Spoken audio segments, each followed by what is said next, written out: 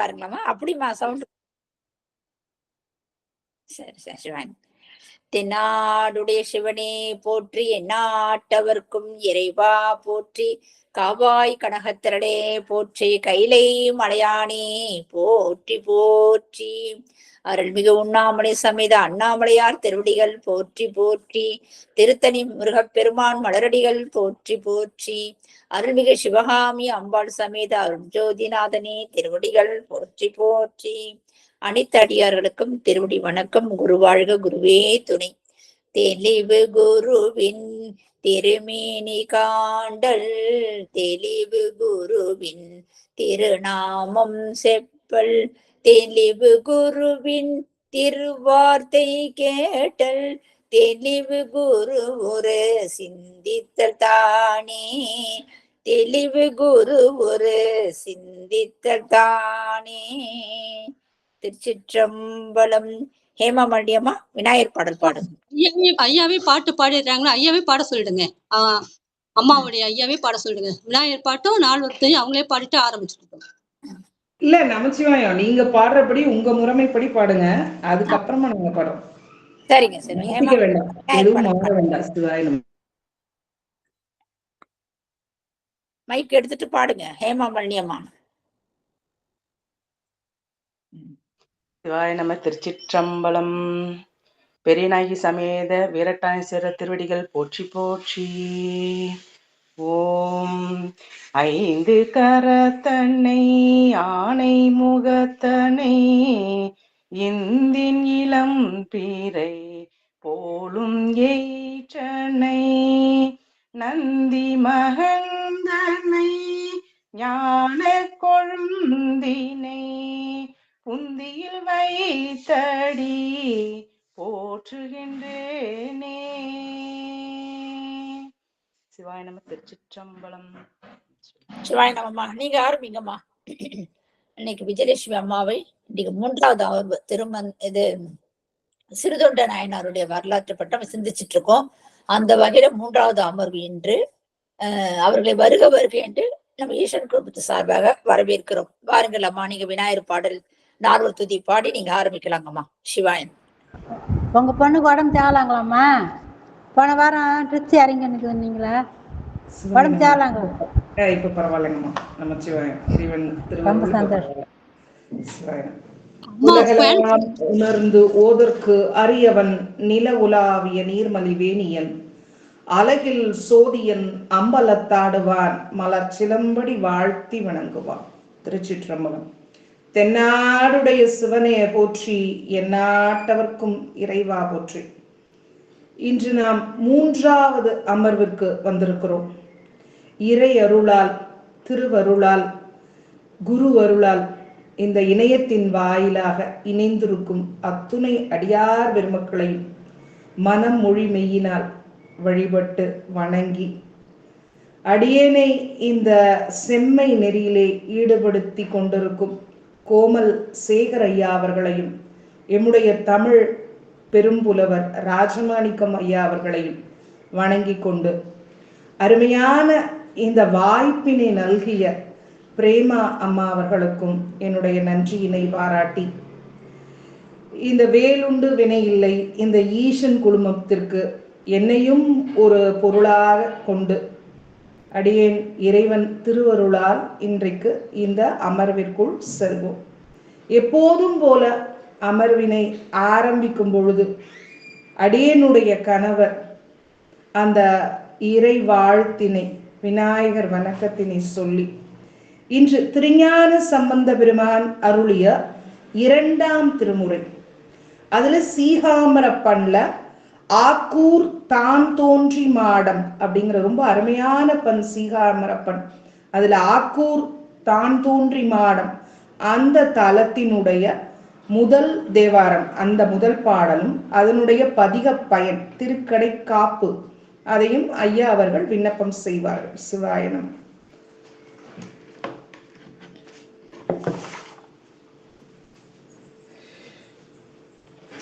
திருச்சிற்றம்பலம்.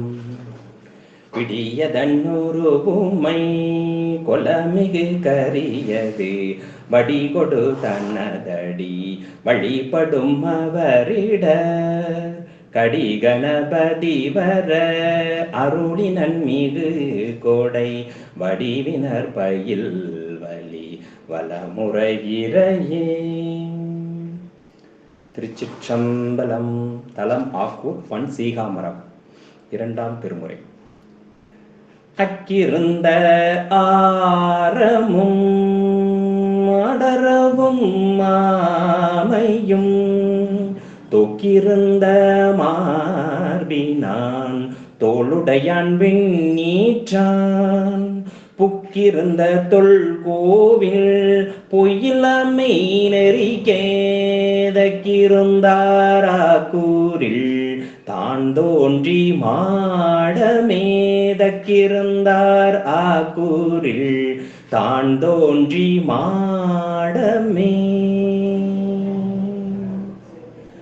ஆடல் அமர்ந்தானை ஆக்கூரில் தான் தோன்றி மாடம் அமர்ந்தானை மாடம் சேர்த்தன் காலி நாடற்கு அரிய சீர் ஞான சம்பந்தன் சொல் பாடல் இவை வல்லார்க்கு இல்லையாம் பாவமே.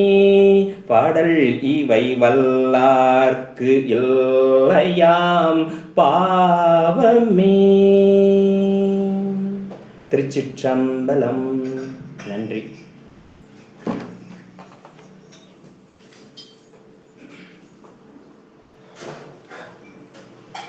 சிவாய நம.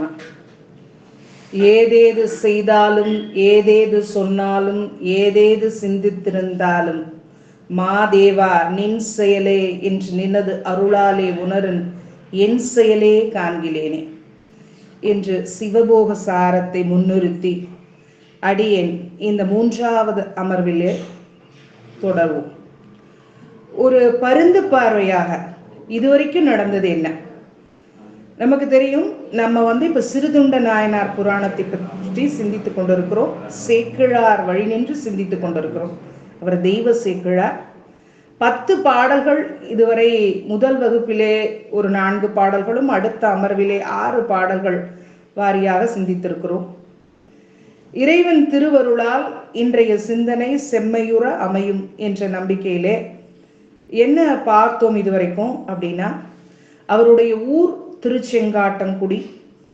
எல்லோரும் அவரை எவ்வாறு அழைப்பார் அவருடைய நாமம் என்று பார்த்தோம் என்றால் பரஞ்சோதியார் என்று பலர் புகழும் நாமத்தினை உடையவர். அவர் அருமையான அந்த சித்த மருத்துவ கலையிலே வல்லுநராகவும் அத்தோடு மட்டுமல்லாமல் எந்த கலையை கற்றுக்கொண்டாலும் அக்கலையிலே செம்மையுற கற்றுக்கொண்டு வித்தகராக, அது தூய போர்க்கள தொழிலாக இருந்தாலும் சரி, இல்லை யானை ஏற்றமாக இருந்தாலும் குதிரை ஏற்றமாக இருந்தாலும் எத்தகைய கலையாக இருந்தாலும் அத்தகைய கலையிலே மிகவும் தெளிதாக நுண்மையுடன் அந்த கலையினை சீர்பட, அதோடு மட்டுமல்லாமல் பல்வேறு வடநூல்களையும் கற்று தேர்ச்சி பெற்ற மாண்பினை உடையவர். இதையெல்லாம் கற்றுக்கொண்டு அவர் உணர்ந்த பொருள், தெள்ளி வடி தெரிந்த பொருள் என்னவென்று பார்த்தால் சிவனுடைய திருவடிக்கு அன்பு. அந்த அடியார்களிடத்திலே மிகுந்த அன்பு. அந்த அடியார்களுக்கு பணி செய்வது ஒரு புறம், அத்தோடு மட்டுமல்லாமல் ஒரு படைக்கல தளபதியாக, ஒரு அரசனிடம் போர் தளபதியாகவும் 2 பணிகளை செய்து கொண்டிருக்கிறார் ஒரே சமயத்தில். அரசனுக்கு அது தெரியாது.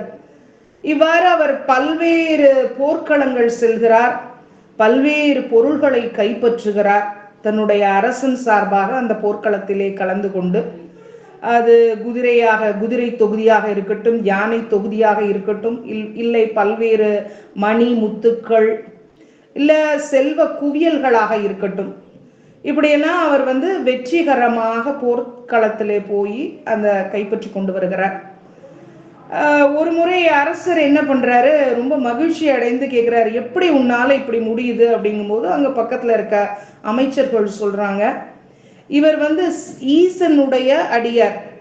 அதனால இவருக்கு மதி அணிந்தார் திருத்தொண்டு வாய்த்த வலிமை உடைமையினால் எதிரி இவருக்கு இவ்வுலகில் இல்லை, அதனாலதான் இவருக்கு எதிரி இல்லை அப்படின்னு சொன்ன உடனே அவர் கெட்டு ஒழிந்தேங்கிறார். ஐயோ, ஒரு யான் வணங்கும் அதே எம்பெருமானை தான் இவரும் வணங்குகிறார். அந்த அடியாரை நான் எங்க கொண்டு போய் விட்டிருக்கிறேன்? துயரத்தை கொடுக்கக்கூடிய அந்த போர் முனையிலே விட்டிருக்கிறேன். நான் எவ்வளவு பெரிய தவறு மாபாதகம் செய்து விட்டேன் என்று அரசர் தன்னுடைய நிலையிலிருந்து கீழிறங்கி வந்து இறைஞ்சுதல்னா வணங்குறார். அப்போ இந்த தளபதி சொல்றாரு, இல்ல இது என்னுடைய உரிமை தொழில், நான் செய்ய வேண்டியதுதான் செய்தேன் அப்படின்னு சொல்லி அவருக்கு முன்னாடி இவர் வணங்கி இதுல எந்த ஒரு குறையும் இல்லை அப்படின்னு சொல்லவும், மன்னன் என்ன நினைக்கிறாரு, அந்த அடியாரை இனிமேல் பட்டு துன்புறுத்த வேண்டாம் என்று சொல்லி அவருக்கு வேண்டிய அளவு அந்த பரிசுகளை கொடுத்து, மேலும் நிறைய நீடு விருத்திகள் அப்படின்னா அந்த நிலங்களை எல்லாம் கொடுத்து அவர் தன்னுடைய வாழ்க்கையிலே மற்ற பகுதியை இன்பமாக கழிக்க வேண்டி, அதாவது யாரிடமும் போய் கையேந்த வேண்டாம், அந்த நிலைமையிலே எல்லா நிதிகளையும் கொடுத்து உதவுகின்றார். கொடுத்துட்டு அவர் என்ன சொல்றாருன்னா, அதான் 10வது பாடல், உம்முடைய நிலைமையினை அறியாமை கொண்டு உயிர்த்தீர். நீங்க இதுவரைக்கும் என்கிட்ட சொல்லல, ஆனா இது இவ்வளவு சீரா செஞ்சுட்டு வந்திருக்கீங்க. எம்முடைய மனக்கருத்துக்கு இனிதாக இசைந்து, அதாவது இனிமேல் பட்டு உங்களுக்கு இந்த போர்க்களம்லாம் வேண்டாம், உங்களுக்கு எப்படி பிடிக்குதோ, எவ்வாறு நீங்க மெய்மை தொண்டு அந்த அடியாருக்கு செய்ய விரும்புகிறீர்களோ அவ்வாறே நீங்கள் செய்வீராக, அந்த செம்மை நெறி திருத்தொண்டு செய்யும் அப்படின்னு விடை கொடுக்கிறார். இவர் இருக்கிறது காஞ்சி மாநகர்ல. இப்ப இவருடைய பதி என்னன்னு பார்த்தோம்னா திருச்செங்காட்டங்குடிங்கிறது பதி. அந்த 10வது பாடல்ல அது மெய்மை புரி செயல் அப்படின்னு போட்டிருந்தது. மெய்மை புரி செயல்னா மெய் அப்படின்ற சொல்லே நிலையானது. அதாவது சாத்திர நூல்கள் என்ன சொல்கிறது, மெய் பொய்ன்னு 2ஆ பிரிக்கிறாங்க. பொய்னா நம்ம அன்றாட வாழ்க்கையில பேசுற பொய் கிடையாது, நிலையில்லாதவற்றை பொய் என்றும் நிலையானவற்றை மெய் என்றும் சொல்லுவார்கள். அதனால இந்த மெய்மை புரி செயல், அடியார்க்கு செய்யும் தொண்டு நிலையான தொண்டு, அது மெய்மையான தொண்டு. ஏன்னா அடியார் உள்ளத்துல இருக்க போறது யாரு? சிவபெருமான். அவர் மெய்யானவர், அவர் என்றும் இருக்க போகிறவர். அந்த அப்படிப்பட்ட அடியார்களுக்கு செய்யும் தொண்டு அந்த மெய்மை தொண்டு. அந்த தொண்டு விளங்குவாறு நீங்கள் இனி இந்த உங்களுடைய பதிக்கு சென்று அந்த தொண்டினை நீங்கள் செய்வீர்களாக அப்படின்னு சொல்லி இவர் விடை கொடுக்க, அங்கிருந்து நம்ம இப்ப பார்க்கணும். சரி, 11வது பாட்டுக்கு இன்றைக்கு நம்ம போயிடலாம். அனைவரும் உங்களுடைய புத்தகங்களை எடுத்துக்கொள்ளலாம். பெரிய புராணத்துல சிறுத்தொண்ட நாயனார் புராணம் 11வது பாடல். மன்னவனை விடை கொண்டு தம்பதியில் வந்தடைந்து பன்னு புகழ் பரஞ்சோதியார் தாமும் பனி மதி வாழ் சென்னியரை கணபதீஸ்வரத்து இறைஞ்சி திருத்தொண்டு முன்னை நிலைமையில் வழுவா முறை அன்பில் செய்கின்றார். எப்படி பாருங்க, மன்னவன் இருக்கக்கூடிய இடம் காஞ்சி மாநகர். நம்ம ஆல்ரெடி பார்த்தோம். அவர் பல்லவரசர் நரசிம்மவர்மன். அதனால அவருடைய ஊர் அந்த அவர் அரசு புரிந்த இடம் காஞ்சி மாநகரம். இப்ப இவங்க வர்ற ஊர் அவருடைய பதி, அதாவது நம்முடைய பரஞ்சோதியார் பதி. எது? திருச்செங்காட்டங்குடி. அப்போ பன்னு புகழ் பரஞ்சோதியார். புகழ் அப்படின்னாலே எல்லோராலும் புகழப்படுகின்ற பரஞ்சோதியார். அது என்னப்பா பன்னு புகழ் அப்படின்னா, எல்லாராலும் சிறப்பித்து புகழ்ந்து கூறப்படுகின்ற பரஞ்சோதியார். புகழ்னாலே புகழ்தான்.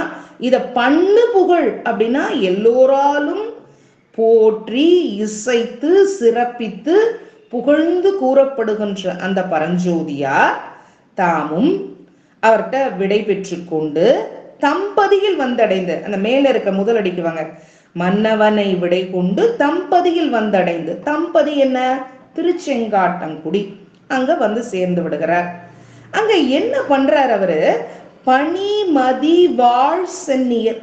பனிமதி, மதினாலே பிறைச்சந்திரன், நல்ல குளிர்ச்சி பொருந்திய அந்த பிறைச்சந்திரனை தங்கும் இடமாக உறைவிடமாக கொண்ட திருமுடியை உடைய அந்த சிவபெருமான் அப்படின்னு அந்த அடைமொழி.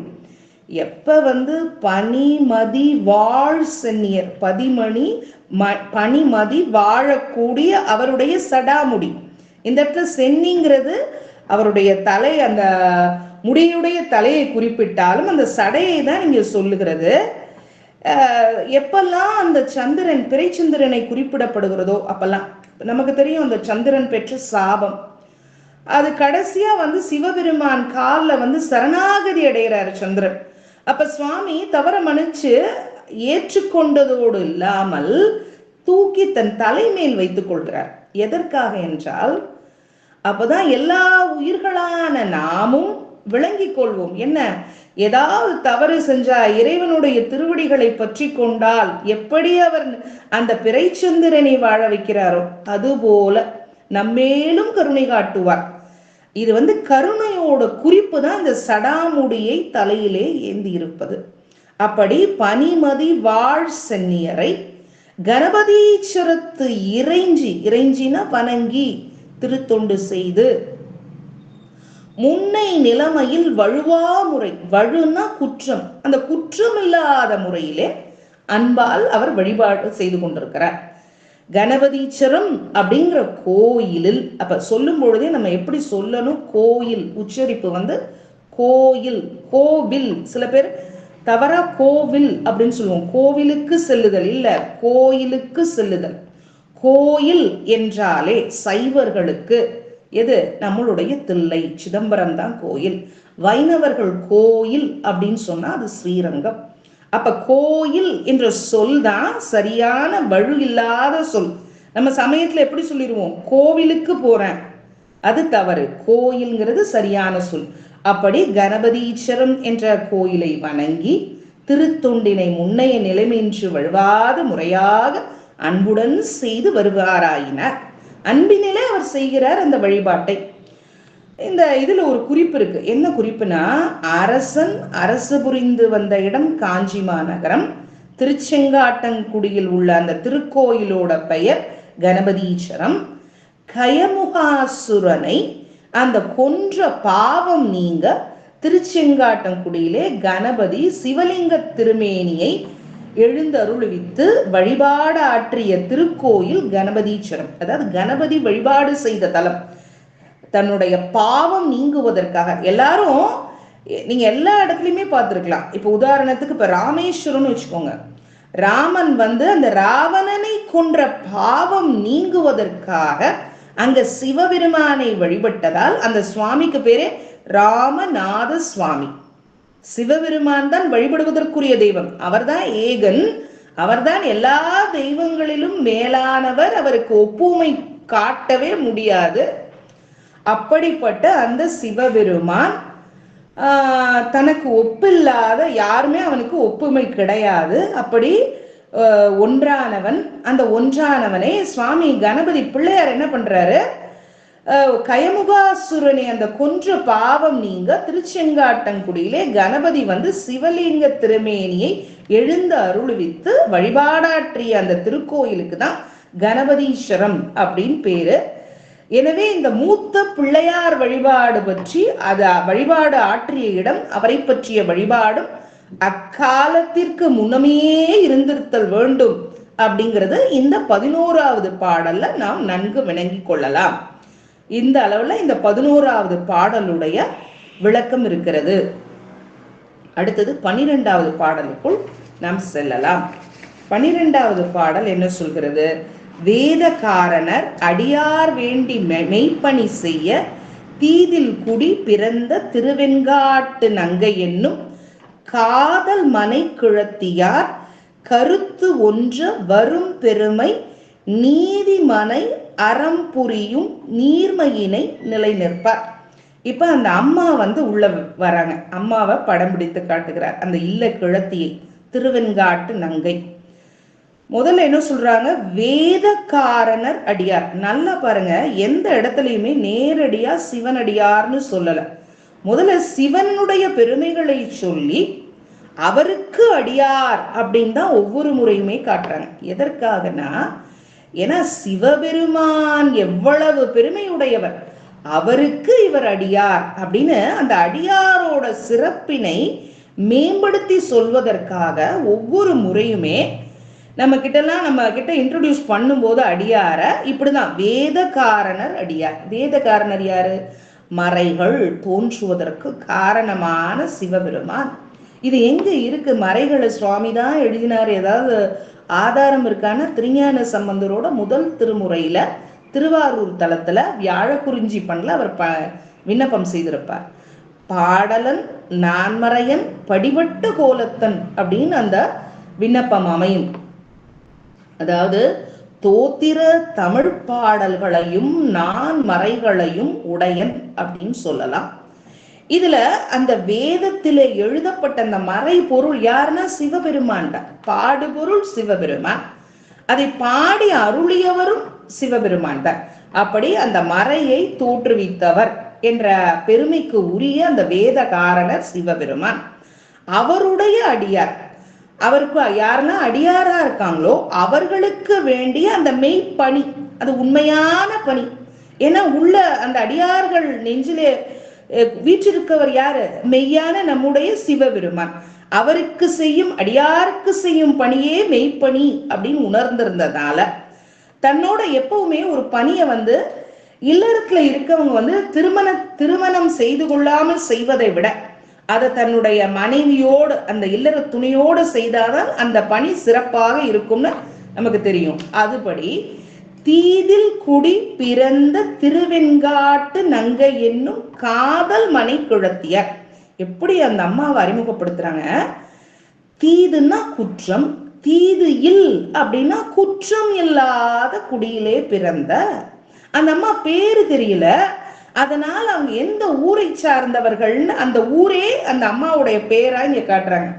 திருவெண்காட்டு நங்கையினும் அவங்க எப்படியா காதல் மனை கிழத்தியார்.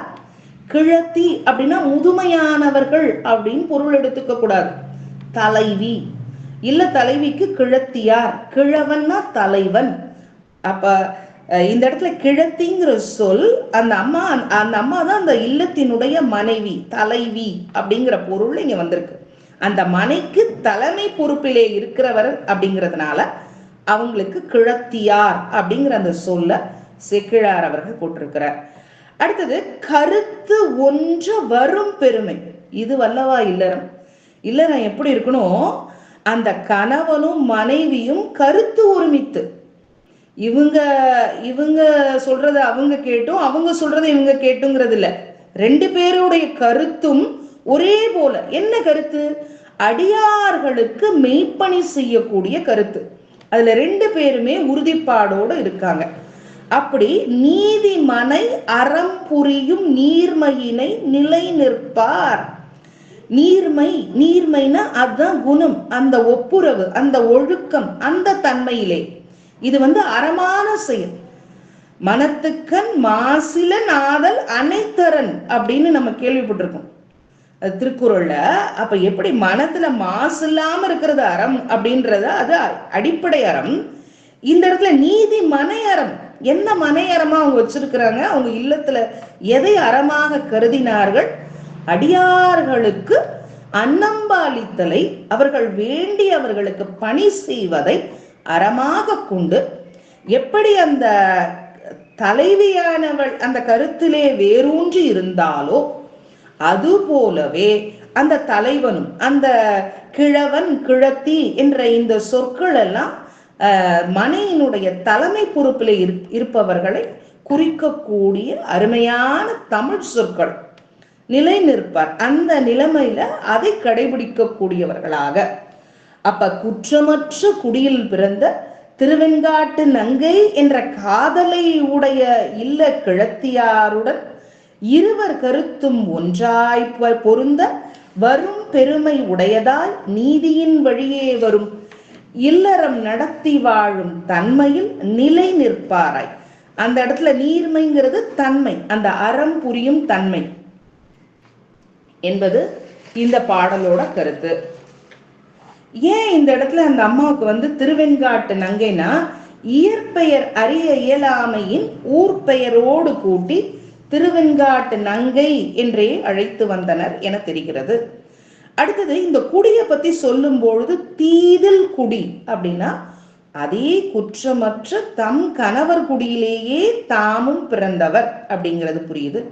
திருமுருகாற்றுப்படையில இருவர் சுட்டிய பல்வேறு தொல்குடி அப்படிங்கிறது இது 11ஆம் திருமுறை திருமுருகாற்றுப்படை. பதிக எண் 17 வரி 181 வரும். இருவர் சுட்டிய பல்வேறு தொல்குடி, 2 பேருமே தீதில் குடி. எப்படி கணவர் எந்த குடியோ அந்த குடியில தான் இந்த அம்மாவும் வந்தவர்கள் அப்படின்னு அவங்களுடைய குடித்தன்மையை இங்கே வலியுறுத்தப்பட்டிருக்கிறது. இது வரைக்கும் 12வது பாடல். அடுத்தது 13வது பாடலுக்குள்ளே செல்வோம். நரை இதழி திருமுடியார் அடியாரை நாள்தோறும் முறைமையினில் திரு அமுது முன்னூட்டி பின்னுண்ணும் நிறையுடைய திருவிருப்பால் நியதியாக கொள்ளும் துறை வழுவா வகை ஒழுகும் தூய தொழில் தலை நின்றார். ரொம்ப அருமையான பாடல் இது. நரை, நரை என்ற சொல் ரகரம், அந்த வல்லின ரகரம்.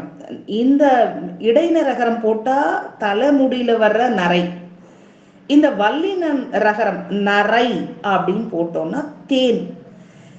நரை இதழி திருமுடியார் இதழ், நரையை உடைய இதழ் அப்படின்னு பார்த்தாலே தேனை உடைய அந்த இதழ்ங்கிற சொல் கொன்றை மலரைத்தான் குறிக்கும்.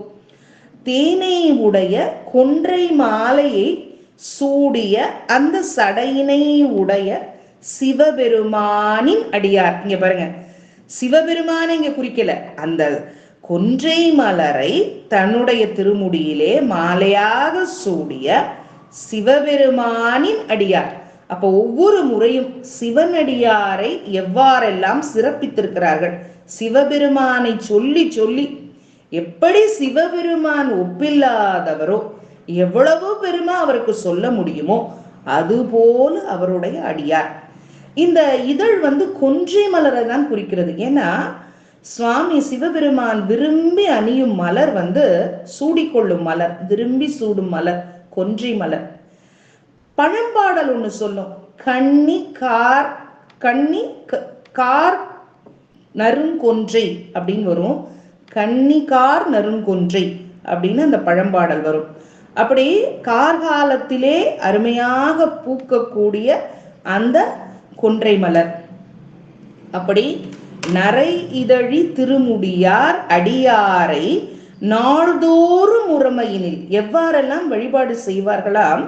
சிவபெருமானோட அடியார்களை ஒரு நூல்ல சொல்லியிருக்கான். நூல் விதிப்படி சிவ தர்மோத்திரம் அப்படிங்கிற அந்த நூல்ல எப்படி அடியாரை எப்படி அவர்களுக்கு விருந்தோம்ப வேண்டும், உபசரிக்க வேண்டும் அப்படிலாம் அந்த சிவ தர்மோத்திர நூல்ல குறிப்பிட்டிருக்கிறது. அப்படி நூல் விதிப்படி நாள்தோறும் முறையாக, நாள்தோறும் ஒரு நாள் விட்டு ஒரு நாள், வாரம் ஒரு முறை, அமாவாசை கார்த்திகை அப்படி இல்லை. இவர் எப்படி பண்றாரு, இத வந்து ஒரு வேள்வி மாதிரி, ஒரு யாகத்துக்கு நம்ம எப்படி ஒரு முக்கியத்துவம் கொடுப்போமோ சுவாமிக்கு செய்யற அந்த நித்திய பூஜை மாதிரி நாள்தோறும் தினமும் முறையாக, முறைமையில்னா முறையாக எப்படி செய்ய வேண்டுமோ அந்த முறைப்படி முன் ஊட்டி பின்னுண்ணும், முன் ஊட்டி பின்னுண்ணும் அப்படின்ற இந்த சொல் ரொம்ப அருமையான சொல். ஊட்டுதல். யார் ஊட்டுவா? தாய் தான் ஊட்டுவாங்க. பொதுவா ஒரு 90%. அதனாலதான் நம்ம திருவாசகத்துல சொல்லும் பொழுது பால் நினைந்தூட்டும் தாயினும் சால பறிந்து அப்படின்னு நம்ம மாணிக்கவாசகர் ஐயா குறிப்பிட்டிருப்பார். அப்ப இருக்கிற பல்வேறு உறவுகள் இருக்கு. கணவன் மனைவி, அக்கா தங்கை, அண்ணன் தம்பி, எல்லா உறவுகள்லையும் இந்த தாயோட உறவு, தாய் அந்த குழந்தை, அந்த உறவு மிக சிறந்த உறவு. அது அப்படிப்பட்ட உறவிலும் சிறந்தவர், மேம்பட்டவர் நம்முடைய சிவபெருமான் அப்படிங்கிறத இந்த பாடல் உணர்த்துகிறது. இது பால், அதாவது இந்த உணவை ஊட்டி அப்படின்னா அப்ப வர்ற அடியார்களுக்கெல்லாம் அவர் உணவெடுத்து ஊட்டி ஊட்டி விடுவாரா அப்படின்னா அப்படி இல்லை. அவங்கள உட்கார வச்சு என்ன உணவு அவங்க விரும்பி சாப்பிட்றாங்க, தாய்க்கு தான் தெரியும் இந்த குழந்தைக்கு இது பிடிக்கும், இன்னும் கொஞ்சம் வச்சுக்கோ, இது அது சாப்பிடவே சாப்பிடாது அந்த உணவை, அதை வச்சா அதுக்கு பிடிக்காது, அது சாப்பிடாது. அதனால அதை தவிர்த்துட்டு எதை அவர்கள் விரும்புகிறார்களோ அதுதான் அந்த ஊட்டுதல். பரிமாறுதல் வேற, ஊட்டுதல் வேற. இப்போ நம்ம நிறைய பேருக்கு உணவை எப்படி பரிமாறுறது அப்படின்ற நிறைய இன்றைய இளந்தல் பெரியவங்களுக்கு, மூத்தவங்களுக்கு, வயசுல நல்லா பழக்கப்பட்டவங்களுக்கு தெரியும். இலைய எந்த பக்கமா போடணும், எப்படி பரிமாறணும், அதுக்கெல்லாமே நிறைய பேர் இன்னும் கத்துக்க வேண்டியதா இருக்கு.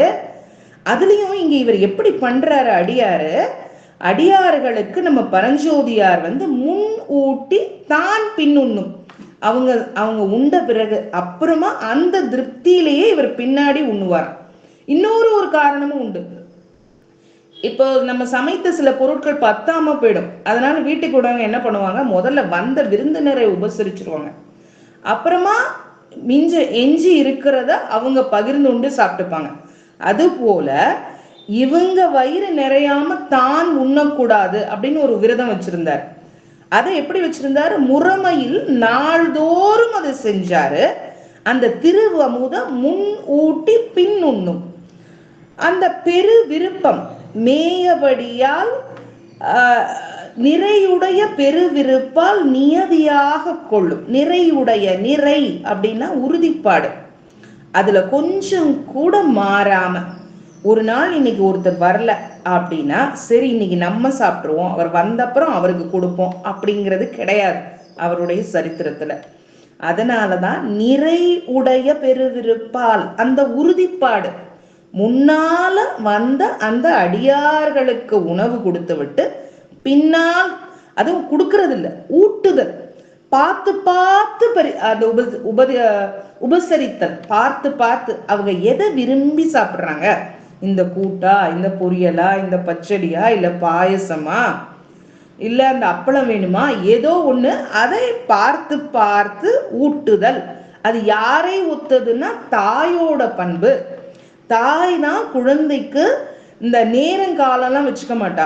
இத்தனை மணிக்கு 12 மணி 3 மணி அப்படி மணி கணக்குல ஒதுக்க மாட்டா. அவ நினைந்து ஊட்டுவா. ஐயோ குழந்தைக்கு பசிக்குமே, அது தூங்கிட்டு இருக்கே அப்படின்னு நினைச்சு அதை எழுப்பி அந்த குழந்தை அவளை அப்படி சில தாய்மார்களுக்கு அதை நினைக்கும் போதே அந்த மார்பகத்திலேந்து பால் சுரக்குமா, அப்படி ஒரு தன்மை. ஆனா இன்றைய காலகட்டத்துல நிறைய பேர் அதை உணர மாட்டுறாங்க. அதனாலதான் இன்னைக்கு தாய்ப்பால் வார விழா அப்படிலாம் கொண்டாடுற நிலைமை வந்துருச்சு. முன்பெல்லாம் பாலை அவங்களாவே விரும்பி கொடுத்தாங்க. அந்த அந்த குழந்தைக்கு பால் கொடுக்கும்போது கூட அந்த மார்போடு அணைச்சு அந்த அன்பை அந்த பால் வழியா தெரிவிக்கிறது.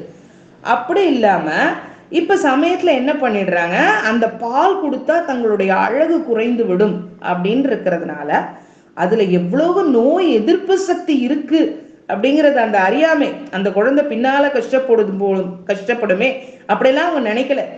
இப்ப தங்களுடைய அழகை நினைத்து அந்த பால் கொடுக்காம விட்டுறாங்க. பின்னால அந்த குழந்தைகள் இன்னலுறுவார்கள். அப்படி இந்த இடத்துல நம்முடைய அடியார் பரஞ்சோதியார் எப்படி இருக்காரு, முன்னூட்டி பின்னுண்ணும் நிறை, அந்த உறுதிப்பாடு. எப்படி பெண்கள் கற்பை எப்படி திண்ணியரா வச்சிருப்பாங்களோ அதை ஒரு கற்பு ஒழுக்கமாக, அது போல அடியார்களுக்கு உபசரிப்பதை இப்படி முன்னூட்டி பின்னுண்ணுதலை ஒரு உறுதிப்பாட கற்பு ஒழுக்கமாக வைத்திருந்து பெரு விருப்பால், அது எப்படி ஒரு கடமைக்காக அவர் செய்யல, ரொம்ப விருப்பத்தோட. நம்ம ஏதோ ஒரு செயலை ஒரு கடமையா செய்யறதுக்கும் விருப்பத்தோடு செய்யறதுக்கும் வேறுபாடு உண்டு. விருப்பத்தோடு செஞ்சா அந்த சமையல் இன்னும் மணக்கும், அந்த சிவ மனம் கமழும். அது ஏதோ ஒரு, இப்ப நீங்க பாருங்க, பணத்தை கொடுத்துட்டு நம்ம வெளி இடங்கள்ல உணவு உண்றோம் பாருங்க, அதுல எவ்வளவுதான் நீங்க கொடுத்தாலும் அவங்க திருப்தியா இருக்காது, நமக்கு சாப்பிட்ட அந்த திருப்தி இருக்காது. ஏன்னா அது இவங்களுக்கு இது பிடிக்கும், இது காரமா இருக்கு, இது இவ்வளவு காரம் போடக்கூடாது, அந்த குழந்தை சாப்பிடாது, அப்படியெல்லாம் நினைச்சு நம்ம வீட்டுல இருக்கவங்க செய்வோம்.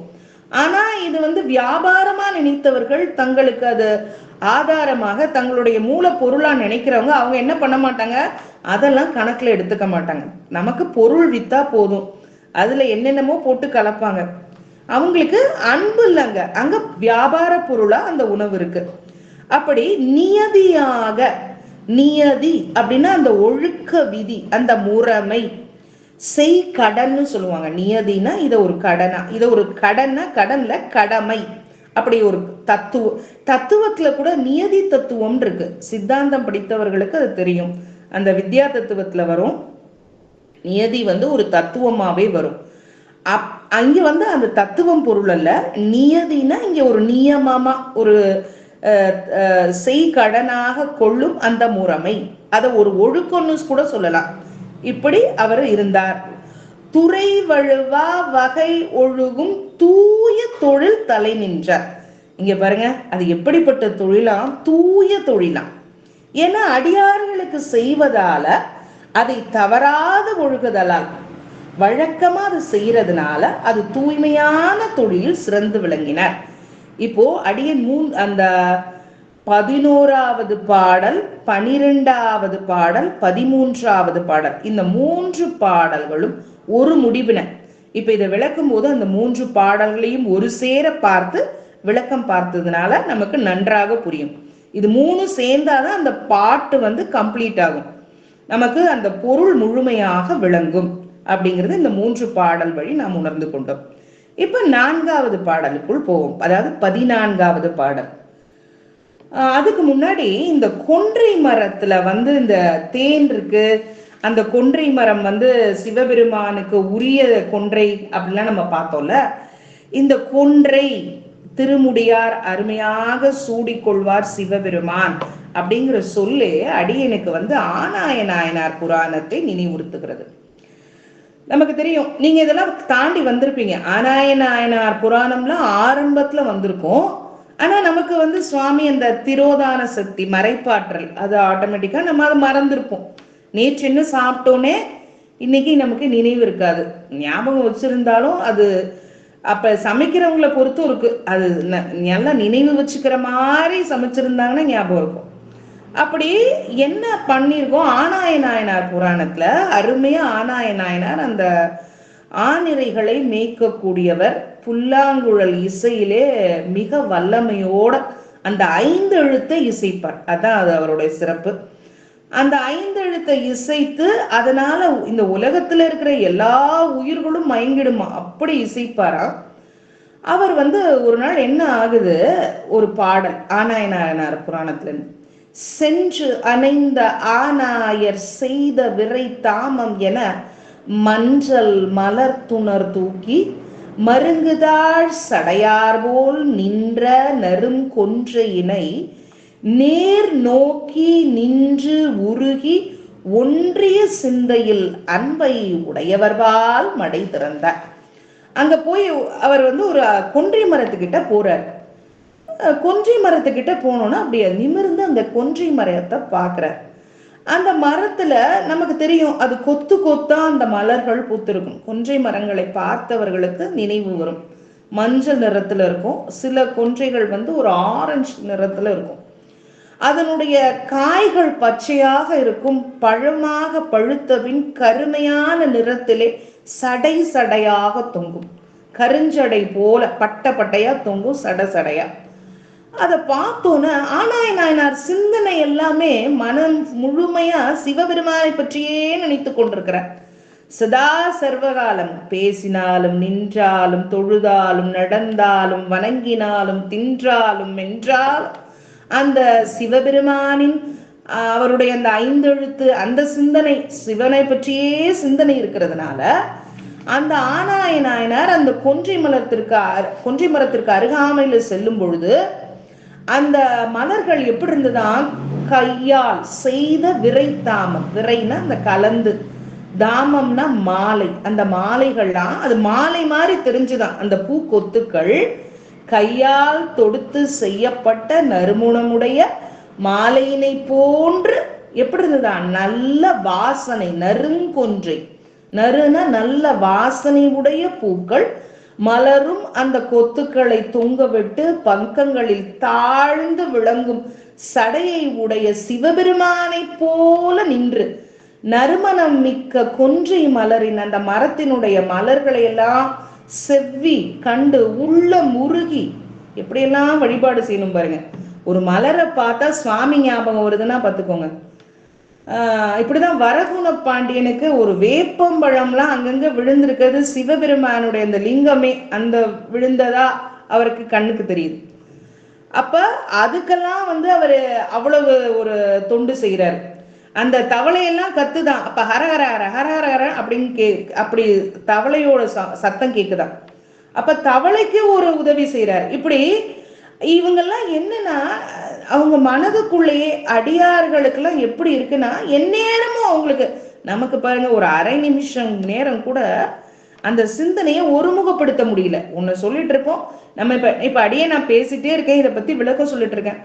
இப்ப இணையத்துல இருக்க எல்லாரும் இதே சிந்தனையில இருப்போமானா ஒவ்வொருத்தரையும் அவங்கவுங்களே தான் கேட்டுக்கணும். ஒருத்தங்க மனசுல என்ன விடும், ஆஹா இன்னைக்கு அமாவாசை, இன்னைக்கு என்ன பண்ணும், மதிய சமையல் எத்தனை மணிக்கு செய்யணும் அப்படின்னு நினைச்சிருக்கலாம்.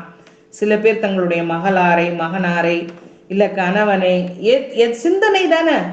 அதாவது உலகத்திலேயே ரொம்ப விரைந்து செல்லக்கூடியது எது அப்படின்னு மகாபாரதத்துல அந்த இவங்க கிட்ட கேள்வி கேட்பாங்க. அப்ப தர்மர்கிட்ட அவன் கேள்வி கேட்பான். அப்ப இவர் பதில் சொல்லும் போது யக்ஷன் நினைக்கிறேன், யக்ஷன் தர்மன்ட்ட கேள்வி கேட்கும்போது கடிது எது, விரைந்து செல்லக்கூடியது எது அப்படின்னா நம்ம விமானம் அல்ல ஏரோ வேற ஏதாவது ஜெட்டு அப்படின்னு நினைச்சிட்டு இருந்தா அவர் பதில் சொல்லுவாரு மனம்.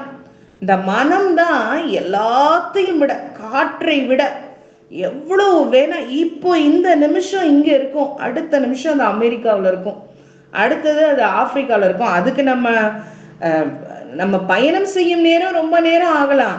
ஆனா இந்த மனம் ஒரு நிலையில இருக்காது, அங்க இங்க. அது ஒரு குரங்கு போன்றது. எப்படி குரங்கு ஒரு மரத்துக்கு மரம் அப்படி தாவி தாவி போகும்ல, அது போல. ஆனா எதுக்கு இது சொல்ல வர, நம்ம ஆனாய நாயனார் எப்படி இருக்கிறாரு, சதா சர்வகாலமும் எதை பார்த்தாலும், அந்த கொன்றை மரத்தை பார்த்தா சிவபெருமானே நிக்கிறாப்புல இருக்கு. அந்த மலர்கள்லாம் அங்க கொத்து கொத்தா பூத்திருக்க மலர் அவர் தலையில போட்டிருக்கிற பெரிய ஒரு மாலை போல, கையால் தொடுத்து செய்யப்பட்ட மாலையை அவர் அணிந்திருப்பது போல அந்த கொன்றை மரம் இருக்கிறது. அந்த தாழ்ந்து விளங்கும் அந்த காய்கள்லாம், அந்த பழங்கள் அந்த கொன்றை மரத்துல கருங்காய்கள் அப்படி தொங்கும். அது அவருடைய சடைகள் போல, அந்த சடை முடியை போல காட்சி அளிக்கிறதா. இது எதனால இது பாசிபிள் ஆச்சு அப்படின்னு பார்த்தோம்னா, அவர் சுவாமி மேல கொண்ட அந்த அன்பு, பெருமான்மா பால் வெள்ளமடை திறப்பது போன்ற அந்த அன்பினை பால்மடை திறந்தார் அப்படின்னு இந்த கொன்றை மரத்திற்காக அந்த இதை சொன்னோம். இப்போ நம்ம அடுத்த பாடலுக்குள் செல்லணும். என்ன பாடல், இதுல முடிச்சிட்டோமா? இப்ப தூய தொழில் தலை நின்றார். அது என்ன தொழில், என்ன பண்ணுவாரு அவர் அடியார்களுக்கெல்லாம், என்னப்பா கொடுப்பாரு அப்படின்னு பார்த்தோம்னா 14வது பாடல். தூய திரு அமுது கனி கண்ணல் அறுசுவை கறி நெய் பாயத்தயிர் பால் இனிய பன்னியம் உன்னீர் அமுதம் மேயபடியால் அமுது செய்விக்க இசைந்து அடியார் மா இரு ஞானம் போற்றவரும் இவர்பால் மனம் மகிழ்ந்தார். இதுதான் 14வது பாடல். அவர் என்னெல்லாம் அடியார்களுக்கு கொடுக்கிறார் பாருங்க. தூய திரு அமுது, அமுதுங்கிறது இங்க சோறை குறிக்கிறது, அந்த சமைக்கப்பட்ட அந்த உணவு. அது எப்போ திருவமுது ஆகுதுன்னா அடியாருக்கு படைக்கப்படும் பொழுது அந்த சோறுங்கிற சொல் திரு அமுதாக. ஏன்னா சாதம் எப்படி பிரசாதம் ஆகிறதோ அது போல இறைவனோட சந்நிதிக்கு வந்துட்டா அதுக்கு முன்னால திரு சேர்க்கப்படும். இங்க இது இறைவனுடைய சந்நிதிக்கே வரலையே, ஆனா திரு அமுதுனா அவருடைய அடியாருக்கு செய்யப்படுவது. ஏன்னா ஈசனுக்கு தன்னை வழிபடும் அடியாரை விட அவருடைய அடியாரை வழிபாடு செய்பவர்களுக்கு ரொம்ப பிரியமா இருப்பாராம் சிவபெருமான். அதனால இங்க அவங்களுக்கு படைக்கிறது திரு அமுது. கனினா நல்ல முதிர்ந்த பழம், இனிப்பு முதிர்ந்த பழம், அந்த பழ வகைகள். கண்ணல், கண்ணல்னா பாயசம், ரொம்ப இனிப்பா இருக்கக்கூடிய அந்த உணவு. அறுசுவை கறி, 6 சுவைகளை உடைய கறி வகைகளும். அது மட்டுமல்ல, நெய், நெய்யும். நெய் நமக்கு நீரில்லா நெற்றிவாள் நெய்யில்லா உண்டிவாள் ஔவையார் சொல்லியிருக்காங்க. அப்படிப்பட்ட அந்த நெய்.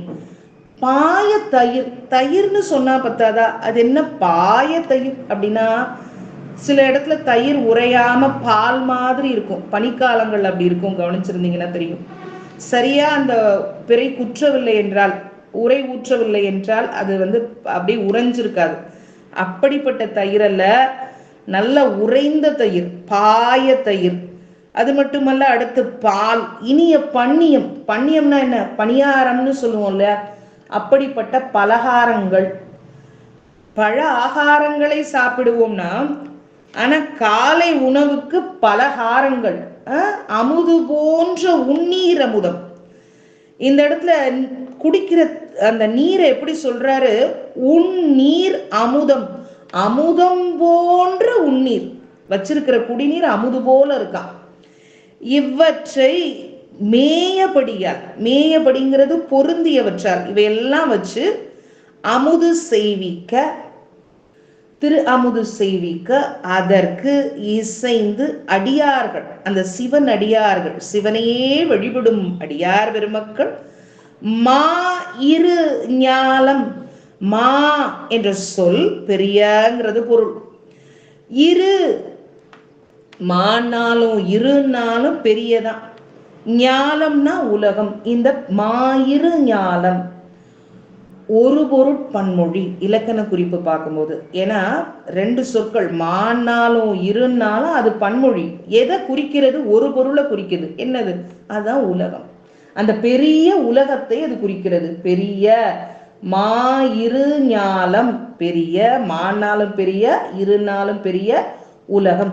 இதே மாதிரி இன்னொரு உதாரணம் சொல்லுங்க ஒரு பொருட்பன்மொழிக்கு அப்படின்னா, மீ மிசை ஞாயிறு. மீனா மேலே, மிசை அப்படியும் மேலே. அப்போ ஞாயிறானது மேலே எழக்கூடியது, சூரியன் வானில தானே எழும். அப்ப மீ மிசை ஞாயிறு, அதுவும் ஒரு பொருட்பன்மொழி. அதனாலதான் ஆண்கள் உதட்டுக்கு மேல இருக்கிறதுக்கு பேரு மீசை, மேலே இருப்பதால் அதற்கு பெயர் மீசை. எல்லாமே காரண பெயர்கள் தான் தமிழ்ல. அப்ப அருந்துவதற்கென தூய்மையும் மனமும் பெற்ற அந்த நீர், குடிக்கிற நீர் அது. இப்படி மாயிரு ஞாலம் போற்ற, இந்த உலகம் போற்றுமாறு வரும். ஏன்னா இவரை போற்ற போறாங்க, அதை முதல்லயே குறிப்பால இந்த இடத்திலேயே நம்ம சேக்கிழார் அவர்கள் சொல்லிவிட்டார். இப்படி போற்ற வரும் இவர்பால் மனம் மகிழ்ந்தார். மனம் மகிழ்ந்தவர்கள் யாரெல்லாம் அந்த இவருடைய திரு அமுதை ஏற்றுக்கொண்ட அடியார்களோ அவர்கள்லாம் மனம் மகிழ்ந்தார்கள். அப்படிப்பட்ட சிறப்பினை உடையவர். இதே மாதிரி ஒரு புராணம், இந்த மாதிரி அன்னம்பாளிப்பை பத்தி, இளையான்குடி மாறநாயனார், அந்த புராணமும் நீங்கள் படித்திருப்பீர்கள். இருந்தாலும் இதை கம்பேரிட்டிவ் ஸ்டடின்னு சொல்லுவாங்க. ஒரு புராணத்தை படிக்கும்போது அது தொடர்புடைய இன்னொரு ஒரு பாடலை படிச்சோம்னா இதுவும் மறக்காது அதுவும் மறக்காது, நமக்கு எப்போதுமே அது நினைவுக்கு வரும். அது என்னன்னா, கொண்டு வந்து மனை புகுந்து குலாவு பாதம் விளக்கியே மண்டு காதலின் ஆதனத்து இடை வைத்து அர்ச்சனை செய்த பின் உண்டி 4 விதத்தில் 6 சுவை திறத்தினில் ஒப்பிலா அண்டர் நாயகர் தொண்டர் இச்சையில் அமுது செய்ய அளித்துள்ளார். இதே மாதிரி இந்த அன்னம்பாளிப்பை செஞ்சு இளையான்குடி மாறநாயனார் யாருக்கு திருவமுது? அடியார் பெருமக்களுக்கு. எப்படி அவர் வரவேற்கிறார்? அடியவர்களை வரவேற்று அழைத்து கொண்டு வந்து தாமும் அவரோடு மனையில் புகுந்து, வந்து மனை புகுந்து, அந்த இளையான்குடி மாறனும் தாமும் அவரோடு மனையில் புகுந்து குலாவு பாதம், அந்த திருவடிகளை, அந்த அடியார் பெருமக்களோட திருவடிகளை விளக்கம் தருகின்ற திருவடி, அதனால குலாவு பாதம். இது என்ன விளக்கம்பா? இதுதான்ப்பா அருள் விளக்கம். யாவர்க்குமாம் அருள் விளக்கம் தருவதற்குரிய அவர்தம் திருவடிகளை என்ன பண்ணணும்? முதல்ல அடியார் பெருமக்களோட அந்த குளிர்ந்த தூய நீரால் கழுவி கால்களை கழுவணும். வந்த அடியார் பெருமக்களோட கால்களை குளிர்ந்த தூய நீரால் கழுவி மண்டு காதல். மண்டு காதல்னா ரொம்ப அளவுக்கு அதிகமா அப்படி பொங்கி வருது, ஊற்றுல எப்படி தண்ணி எப்படி கொப்பளிச்சு வரும், அது மாதிரி மீதூர்ந்த விருப்பம், அதுதான் மண்டு காதல். நிறைந்த பெருவிருப்போடு அவர்களை பின்ன என்ன பண்றாரு, ஒரு இருக்கையில, புனித இருக்கையாது அமர்வித்து திருவடி வழிபாட்டினை செய்த பின்பு, இந்த திருவடி வழிபாடுங்கிறது அவருடைய கால்களை இந்த நீரை ஊற்றி கழுவி அர்ச்சனை செய்து பூ போட்டு அந்த திருவடிக்கு, ஏன் திருவடியே பண்றோம் அப்படின்னா, நம்ம சிவபெருமான் திருவடிகளை தானே பற்றி கொள்கிறோம். அவருடைய அடியார்களாகிய நாமும் அப்ப சுவாமியோட திருவடிகளை பற்றிக்கிறோம். அப்ப அவர்களுடைய இந்த அடியாருடைய திருவடியை பற்றி கொண்டோம் என்றால் அவர் எங்க நம்மளை நேரா கூட்டு போயிட போறாரு, சிவபெருமான் திருவடிக்கு கூட்டு போவார். ஷார்ட்கட் ரூட் இது. மெயின் ரூட்டு சிவபெருமான வழிபடுறது. இது சுவாமியோட அடியார வழிபட்டோம்னா, அடியார பாருங்க, நிறைய பேர் அந்த அடியார் பேரை சொல்லியே முக்தி அடைந்தவர்கள் நிறைய பேர் நமக்கு தெரியும். திருநாவுக்கரசர், அந்த எதற்கெடுத்தாலும் அப்பூதியடிகள் அவர் என்ன சொல்லுவாரு, திருநாவுக்கரசர் திருநாவுக்கரசர். அவர் தன்னோட தாம் பெற்ற பிள்ளைகளுக்கெல்லாம் மூத்த திருநாவுக்கரசு, இளைய திருநாவுக்கரசு அப்படியெல்லாம் வச்சிருப்பாரு. அவர் வீட்டுல இருக்க படி, ஈவன் எரும மாடு எதுவா இருந்தாலும், அவர் வச்சிருக்கிற அந்த தண்ணீர் பந்தர் எதுவாக இருந்தாலும் எல்லாத்துக்கும் அந்த அந்த திருநாவுக்கரசிய 5 எழுத்து மந்திரமா உச்சரிச்சார். எப்படி நம்ம நமச்சிவாய நமச்சிவாய நமச்சிவாயன்னு சொல்லி இந்த மந்திரம்லாம், இந்த மந்திரத்தை ஏன்பா சொல்லணும் அப்படின்னா, இறைவனுடைய திருவடிகளை பற்றி கொள்வதற்கு உதவுகின்ற ஏணி இது. இதை பிடிச்சுக்கிட்டே போனோம்னா நம்ம சுவாமி கிட்ட போயிடலாம். அந்த 5 எழுத்து மந்திரம் மாதிரி இந்த திருநாவுக்கரசரோட பெயரை சொல்லியே முக்தி பெற்றவர் நம்முடைய அப்பூதி அடிகளார். அது போல இங்க சொல்ல வராங்க, அவங்க திருவடிகளை வழிபாடு செய்து நல்ல வகையான உணவுகள், அது எப்படி உண்டி 4 விதம் எப்படி இருக்கணுமா, ஒரு வகை உண்டல், அப்புறம் தின்றல், அப்புறம் பருகுதல், அப்புறம் நக்குதல் என்பன. இப்ப உதாரணத்துக்கு ஊறுகாய், தேன் இதெல்லாம் நக்கிதான் சாப்பிட முடியும், அதை குடிக்க முடியாது. பருகுதல், பாயசம்னா அதை பருகிதான் உண்ண முடியும். சோறுங்கிறத உண்டல், தின்றல்ங்கிறது இப்ப கடிச்சு நல்லா நறுக்கு முறுக்குன்னு கடிக்கிறோம்ல, முறுக்கு, அதெல்லாம் தின்றல். இப்படி அப்பளத்தெல்லாம் உண்ண முடியாது, தின்னணும். அப்போ உண்டல், தின்றல், பருகுதல், நக்குதல். அப்போ உணவை 4 வகையா நம்ம உணவை உட்கொள்ளுதல். அது எப்படி 6 சுவையோடு, தித்திப்பு, புளிப்பு, கைப்பு, கார்ப்பு, உவர்ப்பு, துவர்ப்பு, இப்படி ஒப்பில்லாத தேவர்களுக்கு தலைவனான சிவபெருமானை உடைய அடியவர்களை அவர் அழைத்து அருமையாக அந்த விருப்போடு இதை எப்படி செய்யணும், செய்கிற அந்த அன்னம்பாலிப்ப அந்த அடியார்களுக்கு செய்வதை அன்போட உணவு உண்ணுமாறு நாள்தோறும் இந்த இளையான்குடி மாறனும் கொடுத்து வந்தார். அதோட இந்த சிறு தொன்றை நம்ம ஒப்புமைப்படுத்தி பார்க்கிறோம். இப்ப வரைக்கும் அவர் பரஞ்சோதியார் என்றே அழைக்கப்படுகிறார். இந்த மாயிரு ஞாலம் என்று அடியேன் சொன்னேன் அல்லவா, மாயிரு ஞாலம் போற்ற வரும். இதே மாதிரி நம்ம திருநாவுக்கரசர் ஐயாவும் பாடியிருக்கிறாரு. தேவாரம் திருவாவடுதுறை அந்த தலத்துல அவருடைய தேவாரம் ஒண்ணு வரும். மா இரு ஞானம் எல்லாம் மலரடி வணங்கும் போலும் அப்படின்னு இருக்கும். பொதுவா மா கூட்டல் இரு அப்படின்னு புணர்ச்சி விதி பார்த்தோம்னா மா விரு அப்படின்னு வகர உடம்படு மெய் வரும். சில இடத்துல சிறுபான்மையில பெரும்பாலும் மா விருதான், சில இடத்துல மா இரு ஞாலம் அப்படின்னு வரும். இந்த இடத்துலயும் அப்படியே வந்திருக்கு. அதுக்கு ஒப்புமையா சொல்லணும்னா திருநாவுக்கரசு நாயனாரோட திருவாவடுதுறை தேவாரத்திலையும் இதே இந்த மாயிரு ஞாலம் போல போற்றவரும் இவர்பால் மனம் மகிழ்ந்தார். அந்த அடியார்கள்லாம் இந்த பரஞ்சோதியார் செய்யும் அந்த திருத்தொண்டில் மனம் மகிழ்ந்தார்கள். ஏன்னா இப்படி அருமையா தாய் போல முதல்ல ஊட்டி பின்னும் அவர் தன்மையினை கண்டு மகிழ்ந்தார்கள். அடுத்தது இதுல ஒரு என்னன்னா, இது சொல்லும் பொழுது தூய திருவமுதும் கனியும் கண்ணலும் அறுசுவை கரியும் நெய்யும் பாய தயரும் பாலும் இனிய பன்னியமும் அப்படின்னு உம்முங்கிற சொல் எண்ணுமை. ஆனா இதுல வெளிப்படையா எண்ணுமை காணும், தொக்கி நின்றது. அப்ப எண்ணுமை இங்க தொக்கி நிற்கிறது, தொகுதியா மறைந்திருக்கிறது. மறைந்திருக்கிறது தான் தொக்கி நின்றது அப்படின்னு சொல்றேன். வெளிப்படையா இருந்ததுன்னு வச்சுக்கோங்க. உதாரணத்துக்கு சேரனும் சோழனும் பாண்டியனும் அந்த 3 நாட்டு மன்னர்கள் அப்படின்னு வந்தா அது வந்து எண்ணுமை, வெளிப்படையா வந்திருக்கு. எண்ணுமை சொன்னா போதும். இப்ப சேர சோழ பாண்டியர் அப்படின்னு மட்டும் வந்திருக்குன்னு வச்சுக்கோங்க. அப்ப நம்மளே வருவிச்சுக்கணும்.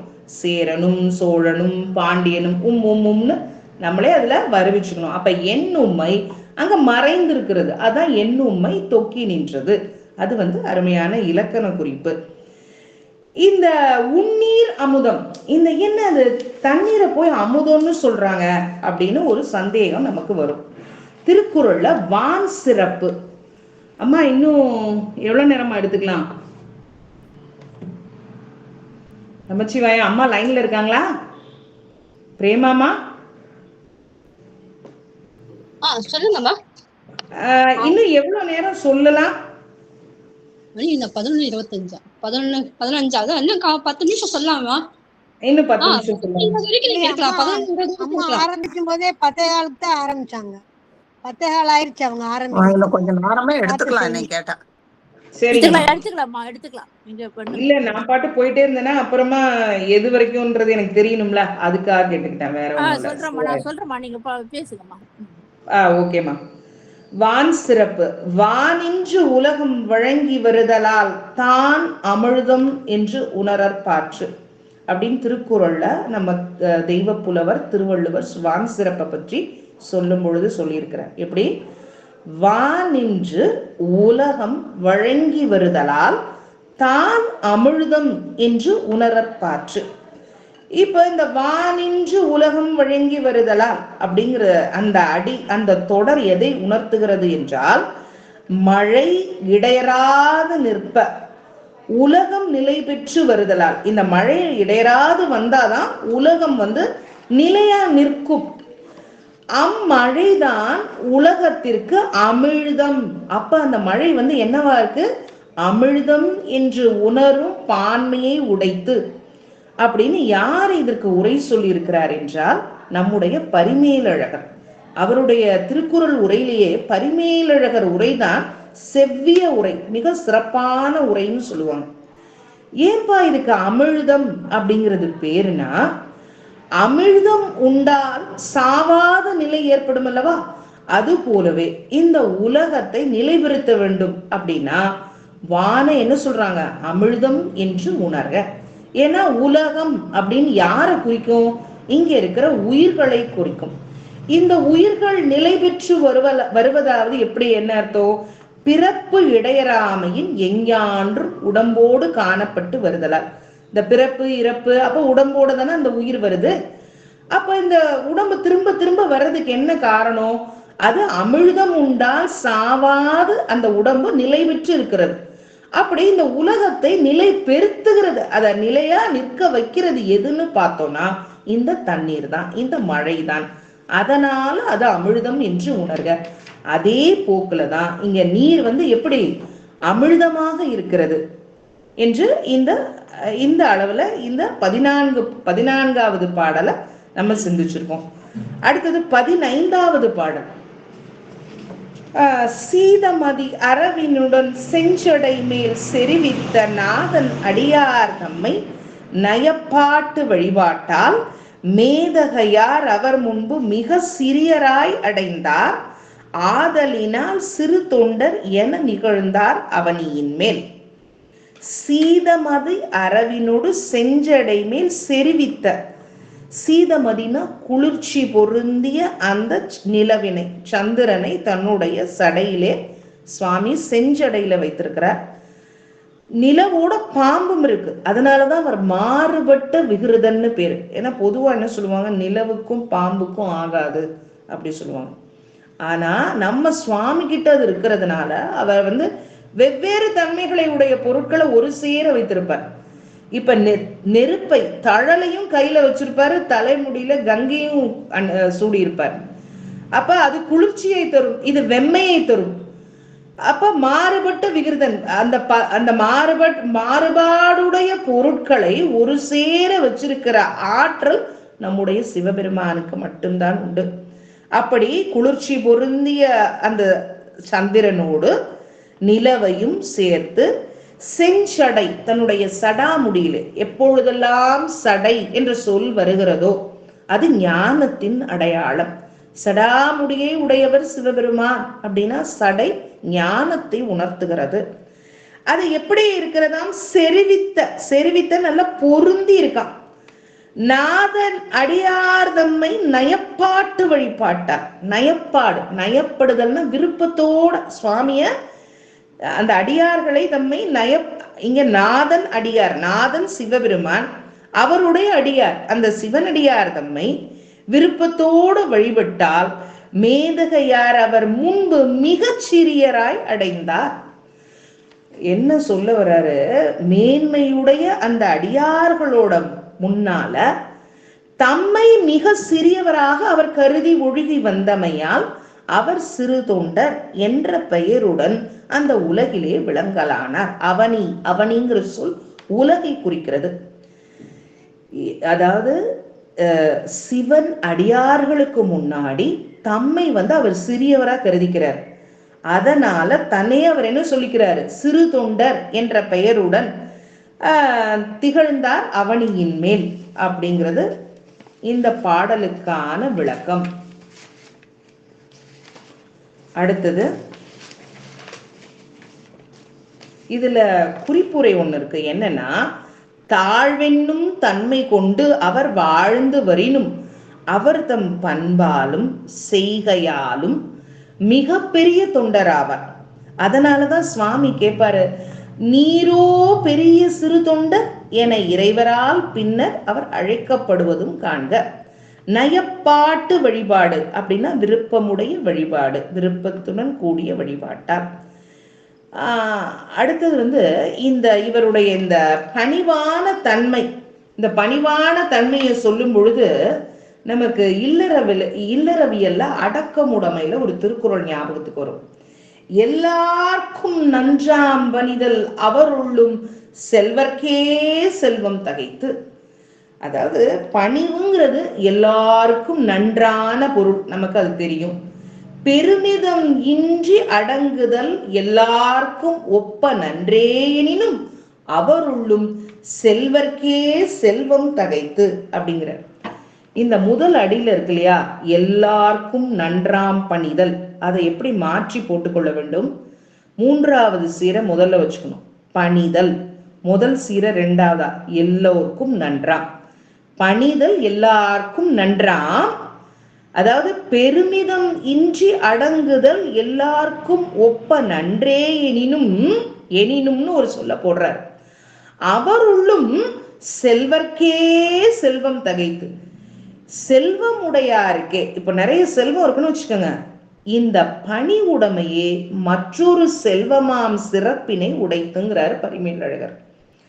நீங்க எவ்வளோ பெரிய செல்வ செழிப்பாருங்க, பணிவா இருக்கீங்கன்னு வச்சுக்கோங்க, அதுவே ஒரு செல்வமா. கல்வி செல்வம், கேள்வி செல்வம் மாதிரி இந்த பணிவுங்கிறதே அந்த செல்வத்திற்கு ஒரு பொட்டு வச்சாப்ல, அழகுக்கு அழகு சேர்க்கிறது அப்படின்னு சொல்றாங்க இல்லையா, அந்த மாதிரி எல்லாருக்கும் நன்றாம் பணிதல். பணிதல் எல்லாருக்கும் நல்லதுதான். இப்ப வறுமையா இருக்கவனும் பணிஞ்சிருக்கா, சிறப்பு தான். ஆனா ஒரு செல்வ வளமோட இருக்கவன் பணிந்து இருக்கிறான் அப்படின்னா அது எதற்கு ஒப்பிடுனா, அவனுக்கு இருக்கிற மற்ற செல்வத்தோட இந்த செல்வமும் ஒரு செல்வமா சேருமா.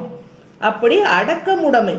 இப்ப அந்த அடக்கத்துக்கே ஒரு அணிகலனாக நம்முடைய பரஞ்சோதியார் திகழ்கிறார். இங்க அவர் சிறு தொண்டர் அப்படிங்கிற அந்த பேர் இந்த இடத்துல இந்த 15வது பாட்டுல அவரை நம்ம அறிமுகப்படுத்துறோம். சிறு தொண்டர் அப்படிங்கிற பேர்னால. கண்ணுதலார் கணபதீஸ்வரத்தின் கண் கருத்து அமர உன்னிறை அன்பினில் பணி செய்து ஒழுகுவார் வழிவின்றி எண்ணல் பெரும் சீரடியார் இடைவிடாது அமுது செய்ய நன்னிய பேர் உவகையுடன் நயந்து உறையும் நாளின் கண். அப்ப ஒரு நாள்ல அப்படின்னு 16வது பாட்டுல ஆரம்பிக்குது. கண் நுதலார் கணபதீஸ்வரத்தின் கண் நுதலார், நெற்றியிலே ஒரு கண்ணினை உடைய இறைவனார் கணபதீஸ்வரத்தில் கருத்து பதிய. இந்த கண்ணுதல் அது வந்து திருவாசகத்துல சிவபுராணத்துல கண்ணுதலான் தன் கருணை கண்காட்ட வந்தெய்தி அப்படின்னு மாணிக்க வாசகர் சொல்லியிருப்பார். அப்படி நெற்றியில் கண்ணை உடைய இறைவரது கணபதீஸ்வரத்தில் கருத்து பதிய உள்ளம் நிறையும் அன்பினர். அது எப்படி அன்பா? உள் நிறை அன்பினில், அந்த உன்னிறை அதை எப்படி படிக்கணும்? உள்ளம் நிறைந்த அன்பினால் தொண்டுகள் பலவும் செய்து ஒழுகுவார். அவர் யார்? அவர்தான் பரஞ்சோதியார். குறைவின்றி அளவில்லாத பெருமையுடைய சிறந்த அடியார்கள், எண்ணில் பெரும் சீரடியார். ஒருத்தருக்கு உணவு பலிக்கிறது, 2 பேருக்கு அப்படி இல்லை, எண்ணில் பெரும் சீரடியார். ஏன்னா அவர்களுடைய சிறப்பு சிவனை தம்முடைய இறைவனாக கொண்டதால அவர்களுக்கு அந்த சீர். அப்படிப்பட்ட அடியார், சிவபெருமானே தன்னுடைய தெய்வமாக கொண்ட அடியார்கள், அதனால் அவர் சீரடியார். அப்படி எப்படிப்பட்ட சீரடியார்? எண்ணிக்கையில அடங்க மாட்டாங்களாம். அப்படி குறைவின்றி அளவில்லாத பெருமை, அவர்களுடைய பெருமையை இன்னதென்று சொல்ல முடியாதாம். அப்படிப்பட்ட சிறந்த அடியார்கள். இவர் வந்து அன்னம்பாலிக்கும் போது அந்த அமுதினை இடைவிடாத அமுது செய்ய, அந்த உணவு உண்டு அருளுதல்ங்கிறாங்க. அந்த உணவு உண்டதிலேயே அந்த அடியார்கள் இவர்கிட்ட வந்து உணவு உண்பதே ஒரு அருளா. அப்படி உண்டு அருள அந்த பொருந்திய மகிழ்ச்சியினால் அதை விரும்பி வாழ்ந்திருக்கும் அந்த நாளில், அப்படிப்பட்ட ஒரு நாள்ல எப்போதுமே நம்ம சேக்கிழார் ஐயா வந்து அருமையா அந்த பிளாஷ்பேக்கு அப்படியெல்லாம் அப்போ ஒரு நாள் அப்படின்னு ஒரு சஸ்பென்ஸு எல்லாமே அருமையா எடுத்துட்டு போவார். அது மாதிரி சொல்றாரு, அப்படியே சொல்லிட்டே வர்றாரு. இப்படியெல்லாம் தினமும் நடந்துகிட்டே இருந்ததுன்னா நமக்கு ஒரு தொய்வு வந்துரும்ல. அப்படி நடந்துட்டு இருந்தப்ப ஒரு நாள்ல அப்படின்னு அந்த இடத்துல ஒரு ட்விஸ்ட் வைக்கிறார். என்ன ட்விஸ்ட் பார்ப்போமா? இடைவிடாத அமுதுசை நன்னிய பேரு உவகையுடன் நயந்துரையும் நாளின் கண் நீராரும் சடைமுடையார் அருளினால் நிறைதவத்து பேராளர் அவர் தமக்கு பெருகு திரு மனையரத்தின் வேறாக விளங்கும் திருவெண்காட்டு நங்கைவால் சீராள தேவர் எனும் திருமைந்தர் அவதரித்தார். இப்ப திருமகனார் சீராள தேவர் அவதாரம் செய்து விட்டார். அந்த பாடலுக்குள்ள வரும். எப்படிப்பட்ட சடைமுடியார்? நீராறும் சடைமுடியார், கங்கை நீர் பொருந்திய அந்த சடாமுடி, கங்கை நீரை தன்னுடைய சடைமுடியிலே வைத்திருக்கிறார். இதெல்லாம் ஏன் திரும்ப திரும்ப நமக்கு சொல்றாங்க? கங்கை நீரை சடையிலேயே சூடி இருக்கிறார், நிலவை தன்னுடைய சடாமுடியில வைத்திருக்கிறார், கொன்றை மாலையை சூடி இருக்கிறார்.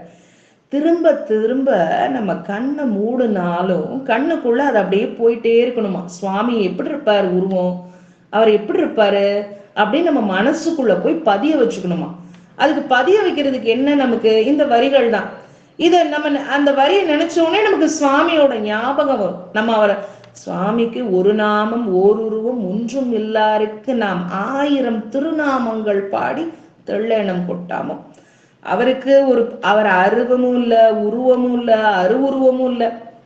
அவரை உணர்ந்தால்தான் நம்ம உணரணும். எப்ப எடுத்தோடனே நான் போயிட்டு சுவாமி நீ அருள் இல்ல, உருவம் இல்ல, அருவுருவம், எப்படி நான் போய் அவரை பற்றி கொள்ள முடியும்?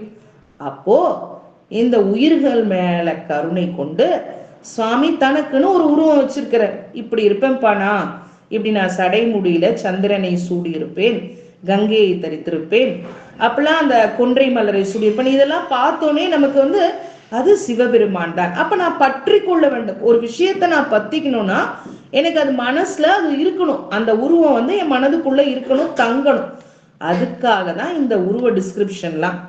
இந்த தனு கரண புவன போகங்கள் எல்லாம் சுவாமி நமக்கு எதுக்கு கொடுத்திருக்கிறாரு?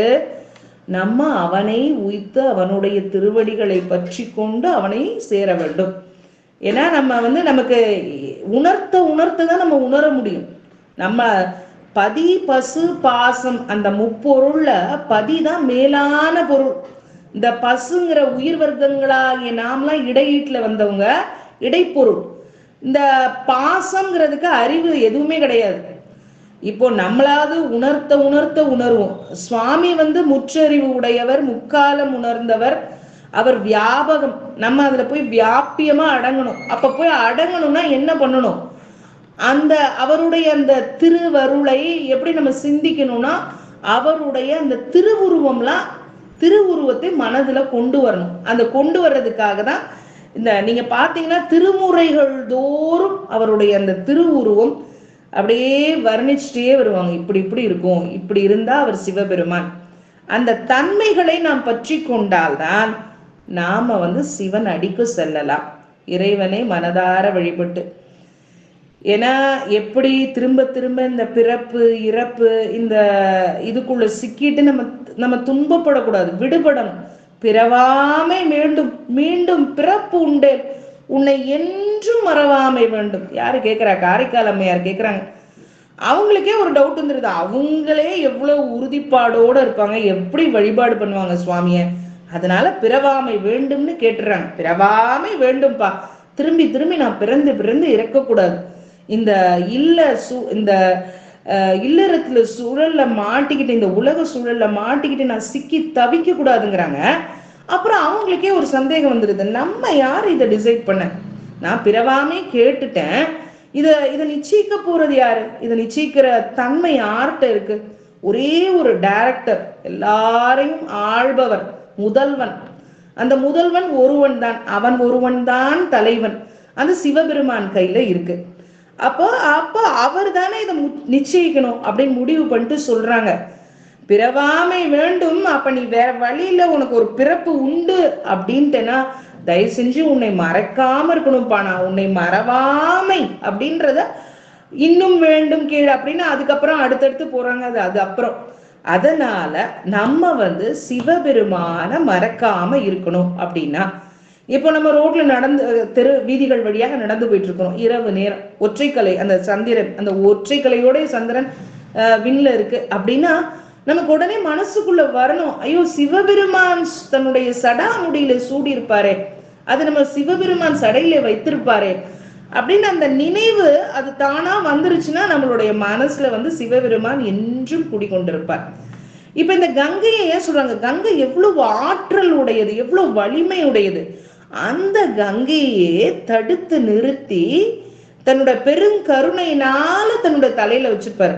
அது அது அது அப்படியே விட்டுட்டோம்னா அவ்வளவுதான், இந்த உலகமே அழிஞ்சு போயிடும். அந்த கங்கா நீர் அப்படியே விட்டுட்டோம்னா சுவாமி என்ன பண்றாரு? பெருங்கருணை கொண்டு யார் மேல? நம்ம மேல எல்லாம். இந்த கங்கா ஃபுல்லா போயிருச்சுன்னா நம்ம எல்லாருக்குமே அழிவுதான். அதனால சுவாமி தன் தலையில சூடிக்கொண்டு எப்பப்ப எவ்வளவு தேவையோ அந்த தேவைக்கு ஏற்ப அப்படி அனுப்புற சிவபெருமான். அதனாலதான் அதெல்லாம் சொல்றாங்க. இதுல நிறைந்த தவத்தை உடைய அவருக்கு பெருகும் சிறந்த இல்லறத்தில், அத வரிகளை பாருங்க.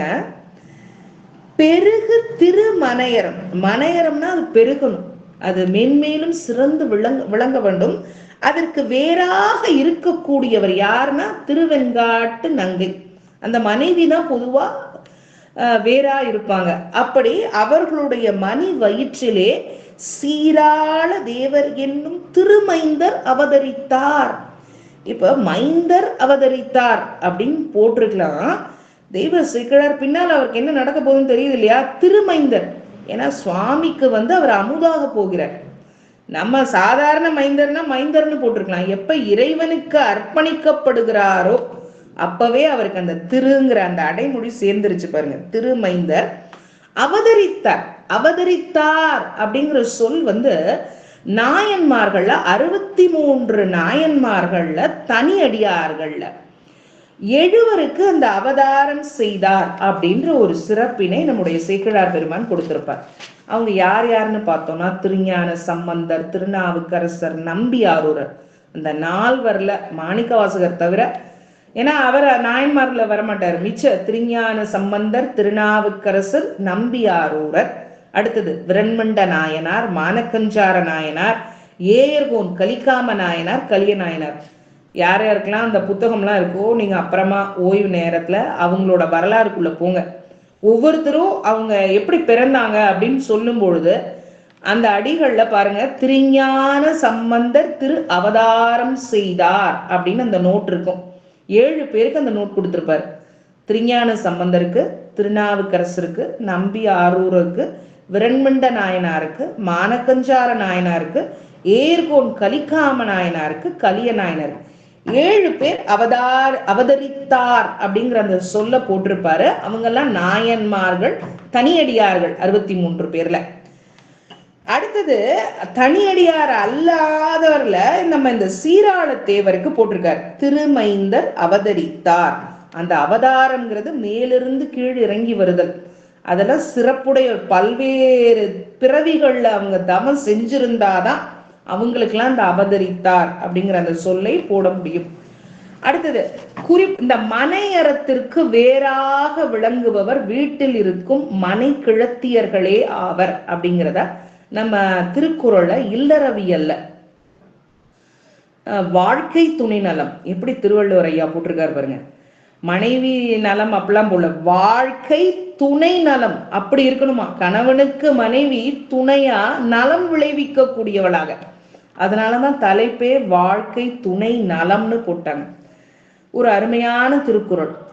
இல்லதென் இல்லவள் மாண்பானால் உள்ளது என் இல்லவள் மானாக்கடை. மீண்டும் ஒரு முறை திருக்குறளை வாசிக்கிறேன். இல்லது என் இல்லவள் மாண்பானால் உள்ளது என் இல்லவள் மானாக்கடை. இதுக்கு பொருள் ரொம்ப எளிமையா இருக்கும். முதல் அடி எடுத்துக்கங்க. இல்லவள் மாண்பானால், அந்த பாதிலிருந்து இல்லவள் மாண்பானால் முதல் சொல்லிடுங்க. இல்லது என், அதாவது ஒருவனுக்கு இல்லாள், இல்லாள்னா அந்த துணைவியார், நற்குண நற்செய்கையில் ஆயினக்கால் இல்லாதது யாது. அவங்க ரொம்ப நல்லவங்களா இருந்துட்டா அவங்களால இல்லாததுன்னு ஒன்றும் இல்லை. அவங்க ரொம்ப நல்ல குணம், நல்ல செய்கைகள், இப்படி இருக்கிற ஒரு மனைவி ஒரு துணையாக அமைந்து விட்டால் நமக்கு இல்லாதது அப்படின்னு ஒண்ணு கிடையவே கிடையாது. இல்லவள் மானாக்கடை உள்ளது என், அப்படி இல்லாம அவன் நல்லவளா இல்லாம வேற மாதிரி அமைஞ்சிருச்சுன்னு வச்சுக்கோங்க. அப்ப எந்த பொருளும் உள்ளதா இருந்தாலும் என்ன அதனால ஒரு பயனும் இல்லைங்கிறார். அவள் அண்ணல் அல்லாக்காள் உள்ளது யாது. எவ்வளவோ உள்ளது இருக்கும், ஆனா அவள் தீயவளாக இருந்தால் அந்த இல்லறம் நல்லறமா இருக்காது, அதனால ஒரு பயனும் இல்லை. அப்ப அந்த மனைவி அந்த வாழ்க்கை துணை நலத்தை பொறுத்துதான். 2 பேருமே சரியா இருந்தாதான் அது வாழ்க்கை. இது இல்லைன்னா அந்த வடிவில் ஒரு படத்துல சொல்ற, நீ அதுக்கு சரியா வரமாட்டேன்னு, அந்த மாதிரி ஆயிடும். அப்ப 2 பேருமே அதுக்கு சரியா இருக்கணும். இந்த மாண்பு அப்படிங்கிறது என்னன்னா பெருமை, ஒரு மாட்சிமை, நன்மை, அழகு, இப்படி பல பொருட்களை கொடுக்கும். இங்க குணத்தின் பெயர் இந்த மாட்சிமையே குணி மேல் நின்றது. குணின்னா யாரு? இந்த பெண் மேல நிக்குது. இப்படி இல்வாழ்க்கைக்கு வேண்டுவது என்னன்னா இல்லாதது மாட்சியே பிற அல்ல என்று இந்த திருக்குறள்ல கூறப்படுகிறது. அப்ப நல்ல துணை நலம் வாய்க்கப்பெற வேண்டும். அப்படி வாய்த்தால் அந்த வாழ்க்கை மிக செம்மையானதாக இருக்கும். இந்த சிறு தொண்டர் நிகழ்ந்தார் திருமைந்தர் சீராள தேவர் என்னும் திருமைந்தர் அவதரித்தார் அப்படின்னு சொல்லும் பொழுது இன்னொரு திருக்குறள், மங்களம் என்ப மனைமாட்சி மற்றதன் நன்கலம் நன் மக்கட்பேறு. மனைமாட்சின்னு எதை சொல்லுவோம்? மனை மாட்சிமையுடையதாக இருக்கிறது. ஒருவருக்கு நன்மை என்று சொல்லுவர் அறிந்தோர் மனையாளது நற்குண நற்செய்கைகளை. அதனுடைய நன்கலம் எதுல தெரியும்னா மக்கட்பேறு. நல்ல அணிகலம்னு யார சொல்லுவோம்னா நல்ல புதல்வரை பெறுதல் என்பது. அதாவது இந்த இடத்துல மற்றுங்கிறது அசைநிலை. அதனாலதான் சொன்னாங்க, தெய்வம் தொழாள் கொழுநன் தொழுதொழுவால் பெய் என பெய்யும் மழை. அதாவது அந்த பெண்கள் என்ன பண்ணுவாங்களாம், பிற தெய்வம் தொழாது தன் தெய்வமாகிய கொழுநனை, தான் கட்டிய அந்த கணவனை தொழா நின்று அப்படின்னா தொழுது நின்று துயில் எழுவாள். கால கண் துயில் எழுந்து கொள்ளும் பொழுதே பொதுவா நம்ம சுவாமியை நினைக்கணும். அப்படி நினைக்கும் போது அவ யார நினைக்கிறாளாம்? தன் கட்டிய கணவனை தொழுகிறாள்.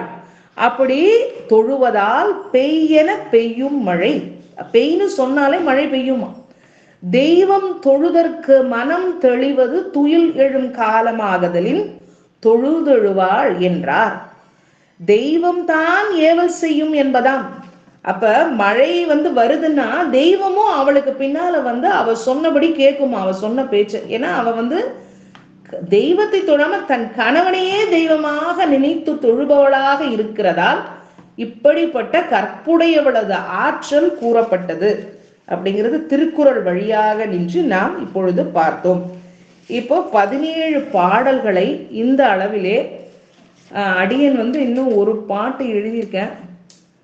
18வது பாடலை முடிச்சிடலாமாமா? அருமையினில் தனி புதல்வர் பிறந்த பொழுது அலங்கரித்த பெருமையினில் கிளை கழிப்ப பெறற்கரிய மணி பெற்று வரு மகிழ்ச்சி தாதையார் மனத்து அடங்கா வகை வளர திருமலி நெய்யாடல் விழா செங்காட்டம் குடியெடுப்ப. இந்த பாடலோட இந்த வகுப்பை நாம நிறைவு செய்து கொள்வோம். ஏன்னா இதுக்கு மேல இந்த வேர்வையில இருக்க முடியல. சிவாய நம. பிறர் எவரும் பெறுதற்கரிய அருமையான ஒப்பற்ற நன்மகவு தோன்றிய பொழுது, இந்த தனி புதல்வர்னு ஒரு சொல் பாருங்க. அருமையினில் தனி புதல்வர், தனினா ஒற்றை புதல்வர், அதுவும் ஒப்பின்மை சொல்ல முடியாது, அவர் ஒரு ஒப்பற்ற புதல்வர்.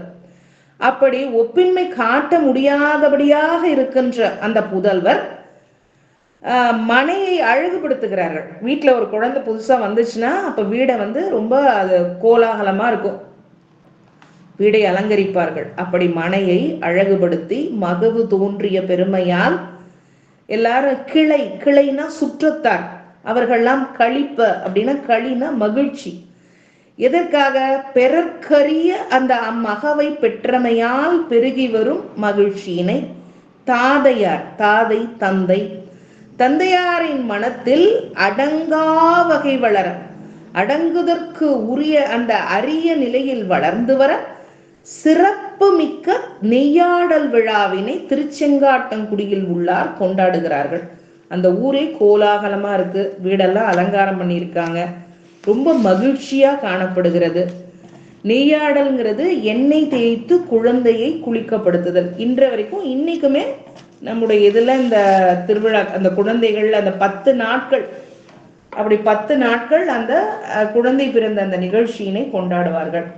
இப்போ இதுவரைக்கும் நம்ம 18வது பாடலோட இன்றைய அமர்வினை நாம் முடிக்கிறோம். 10லேருந்து 18 வரைக்கும் பரவாயில்ல, இறைவன் திருவருளால 8 பாடங்கள் இந்த அளவிலே சிந்தித்திருக்கின்றோம். சிவாய நம. நம்ம எல்லாரும் ஒரு 5 எழுத்து மந்திரத்தை ஒரு 5 முறை சொல்லிவிட்ட பிறகு அடியேன் விடைபெற்றுக் கொள்கிறேன். தென்னாடுடைய சிவனே போற்றி, நாட்டவர்க்கும் இறைவா போற்றி, வான்முகில் வழாது பெய்க மலிவளம் சுரக்க, மன்னன் கோன்முறை அரசு செய்க, குறைவிலாது உயிர்கள் வாழ்க, நான்மறை அறங்கள் பூங்க, நற்றவம் வேள்வி மல்க, மேன்மைகொள் சைவ நீதி விளங்குக உலகமெல்லாம். கைலாய பரம்பரையில் சிவஞான போதநெறி காட்டும் பெண்ணை பயில்வாய்மை மேகண்டான் சந்ததிக்கோர் மெய்ஞான பானுவாகி குயிலாரும் பொருள் திருவாவடுதுறை வாழ் குரு நமச்சிவாய தேவன் சைலாதி மரபுடையோன் திருமரபு நீடூழி தழைகமாதோ. ஓம் நமச்சிவாய 5 எழுத்து மந்திரத்தை 5 தடவை சொல்லலாமா? ஓம் நம சிவாய, ஓம் நம சிவாய, ஓம் நம சிவாய, ஓம் நம சிவாய, ஓம் நம சிவாய. அனைத்து அடியார் பெருமக்களிடம் நன்றி கூறி விடைபெறுகிறேன். சிவாய நம. நன்றி, வணக்கம். அம்மா முதல்ல நீங்க ஃபேனை போட்டுக்கங்கம்மா. சிவ சிவா, எவ்வளவு கஷ்டப்பட்டிருக்கீங்க, அடியேன் பார்க்கக்குள்ளே தெரிஞ்சது. சிவா ஐயா, நீங்க பேசலாங்க ஐயா, இன்னைக்கு வந்திருக்கிறீங்க. அத்தனை அடியார்கள் திருவடியும் அடியேன் சென்னிமேல் சுட்டி மகிழ்கின்றேன். ரொம்ப சிறப்பா ஈசன் குழுமத்தின் மூலமாக இந்த திருத்தொண்ட நாயனார் புராணம் கேட்கணுன்றது அடியனுடைய பலகால கனவு. அதை எழுத்தண்ணி அது ஒவ்வொரு இடத்துலயும் பல விதமான குறிப்புகளோட நிறைய இடங்களை தொட்டு காண்பிச்சு, நிறைய இடங்களுடைய அந்த பொருள்களை சொல்லி தமிழுடைய சுவையையும் சேர்த்து ஊட்டி, இறை என்பவன் தமிழ் சுவையும் தெரிஞ்சுக்கணுன்ற மாதிரி என்னுடைய தமிழாசிரியர் வகுப்புல உட்கார்ந்துருந்தா எனக்கு அந்த இலக்கண குறிப்புல இருந்து, அந்த அணி இலக்கணத்துல இருந்து அதனுடைய தொக்கி நிற்கல் அப்படின்னு சொல்லக்கூடிய அந்த இடத்த முதற்கொண்டு அம்மா அதை ரொம்ப சிறப்பா சொல்லி எண்ணுமைகள் சொல்லி நிறைய விஷயங்கள் தமிழ் சார்ந்த நிறைய செய்திகள் எனக்கு நிறைய அருமையா கிடைச்சது. அது போக மற்றைய நாயனார்கள், நம்மளுடைய இளையான்குடி மாநாயனார் வந்து அந்த பாதம் குலாவுதல், அடியாறுகளுக்கு செய்கின்ற அந்த மாகேஸ்வர பூசையை ரொம்ப நீல அகலமா விரித்து எடுத்து சொன்னாங்க அம்மா. அதுவுமே அவ்வளவு மகிழ்ச்சியா இருந்தது. ரொம்ப அது இப்பதான் 14வது பாட்டு வந்திருக்காங்க அப்படிங்கிறப்ப ரொம்ப அதுவுமே நான் கொஞ்சம் இன்னைக்கு லேட்டா தான் வந்தேன். எனக்கு கல்லூரி இருக்கிறதுனால டிராவல்னால எல்லாம் வர முடியல. இருந்தாலும் இந்த சிறுத்தொண்ட நாயனாரை எப்படியாவது முழுவதுமா கேட்டணும் அப்படிங்கிற அந்த ஒரு நினைப்பு அடியனுக்குள்ள இருந்துட்டே இருந்தது. அந்த வகையில இது இன்றைக்கு அடியன் ரொம்ப தவம் செஞ்சிருக்கேன்னு நினைக்கிறேன். ரொம்ப அருமையா நிதானமா நிறுத்தி ஒவ்வொரு வார்த்தைக்கும் பொருள் சொல்லி அம்மா போறது இன்னும் மகிழ்ச்சியா இருக்கு. சிவசார் அம்மாவோட பணி இன்னும் மென்மேலும் தொடரணும். அம்மாவோட திருவடியை அடியன் மானசீகமா வணங்கி மகிழ்ச்சி. சிவாய நம்ம மிக்க நன்றி ஐயா. தங்களுடைய திருவடிகளை முதலில் அடியன் வணங்கிக் கொள்கிறேன். ஒரு அருமையான அடியார் மூலமா நம்ம சொல்றது வந்து மிகுந்த மகிழ்ச்சி. நீங்க எல்லாரும் உணர்ந்து சொல்லுவீர்கள். அடியேன் வந்து இப்பதான் இந்த துறைக்கு ரொம்ப பண்பட்டவள் அப்படின்னு நான் சொல்லிட முடியாது. இறைவனோட திருவருள் இந்த அளவுல இருக்கு. இன்னொன்னு, நீங்க தமிழை பத்தி சொன்னீங்க. அடியேன் முறையாக தமிழ் படிக்கவில்லை என்பது என்னுடைய ரொம்ப பெரிய வருத்தம். நான் முறையா தமிழ் படிக்கலையே சுவாமி, என்னை தமிழ் படிக்காம வச்சுட்டியே அப்படின்னு வருத்தம். அதனால தேடி தேடி எங்கெங்கெல்லாம் தமிழ் பற்றிய செய்திகள் கிடைக்கின்றனவோ, எவ்வளவு புத்தகங்கள் வாங்கி எவ்வளவுதான் நம்ம வாங்கினாலும் ஆசான் மூலமா கத்துக்கிற மாதிரி வராது. அப்படி இறைவன் திருவருளோட எனக்கு நல்லது ஒரு பெரும்புலவர் ராஜமாணிக்கம் ஐயா அவர் வந்து எங்களுக்கு கிடைத்த ஒரு மாணிக்கம், ஒரு முத்து. அவர் மூலமா நாங்க நிறைய விஷயங்கள் இந்த அளவுக்கு இன்னைக்கு நாங்க சொல்றோம்னா அவர் சொன்னதை பலகாலம் கேட்டு கேட்டு கேட்டு இதுக்குன்னா இவ்வளவுதான் அப்படின்னு சொல்ற மாதிரி எங்களை வந்து பயிற்றுவித்த நல்லதொரு ஆசிரியர். அதனால நான் ஐயாட்டையே சொல்லியிருக்கேன், ஐயா அடுத்த பிறவி வேணும் வேண்டான்னு காரைக்கால் மேர் மாதிரி நம்மளால டிசைட் பண்ண முடியாது. அப்படி வந்துச்சுன்னா சத்தியமா உங்ககிட்டதான் வந்து தமிழ் படிக்கணும். ஆரம்பத்துல இருந்து தமிழ் படிக்கணும். 1வது வகுப்புல இருந்து தமிழை கரெக்டா முறையா படிக்கணும் அப்படின்னு சுவாமிகிட்ட விண்ணப்பம் வச்சிருக்கேன். சிவாய நம்ம. நன்றிங்க ஐயா. நன்றிங்க சுவாமி. நன்றி. மகிழ்ச்சி அம்மா. நன்றி அம்மா. பிரேமா அம்மா. நன்றிங்க சுவாமி. அடியனுக்கு வாய்ப்பளித்தமைக்கு நன்றிங்க சுவாமி. சிவாய நம. ஐயா சிவகுமார் ஐயா வந்திருக்காரு, பேசலாமே ஐயா, பேசலாமே சிவகுமார் ஐயா. சிவாய நம்ம அனைத்து திருவடிக்கும் வணக்கம்மா. இன்னைக்குதான் வர முடிஞ்சது. அம்மையார் சொன்ன மாதிரி, ஐயா சொன்ன மாதிரி, அவருடைய புராணத்துல வந்து அடியார் விருந்து ஓம்பல், அடியாருக்கு எப்படி அன்னம் பாடிக்கணும், இந்த வகையை வந்து நம்ம இளையான்குடி மாநாயனார், அப்புறம் வந்து நாவுக்கரசர் வர்றாரு, இன்னொரு அடியார் மரத்துக்குன்னு ஞாபகம் வரல, அவங்கெல்லாம் சொல்லி அவங்க சொன்னாங்க. அதில் வந்து அதில் இன்னும் ஒரு செய்தியை, அந்த சிறுதொண்டருடைய வரலாறுல தான் அந்த டேபிளில் இப்போ பேப்பர் போடுறோம். இப்போ மாடர்னாக டேபிளில் பேப்பர் போடுறோம். இப்போ துணி போட்டாங்கன்னு ஒரு ஐயா சொல்லியிருக்காங்க. துணி போட்டு பரிமாறுவார் அப்படின்னு சொல்லியிருந்தாங்க. அதனால அந்த செய்தியெல்லாம் சொல்லும்போது ரொம்ப அருமையாக இருந்துச்சு. இந்த 1 மணி நேரமும் எங்கே இருக்குன்னே தெரியாமல் இருந்தாங்க ஐயா. ரொம்ப மகிழ்ச்சி. ரொம்ப அருமையாக சொன்னாங்க. தமிழ் ஆசிரியர் தமிழ் படிக்கலன்னு சொன்னதால தான் அவங்க தேடி படித்தாங்க. முறையாக படிச்சுன்னு தான் சொல்ல முடியாது அவங்கள.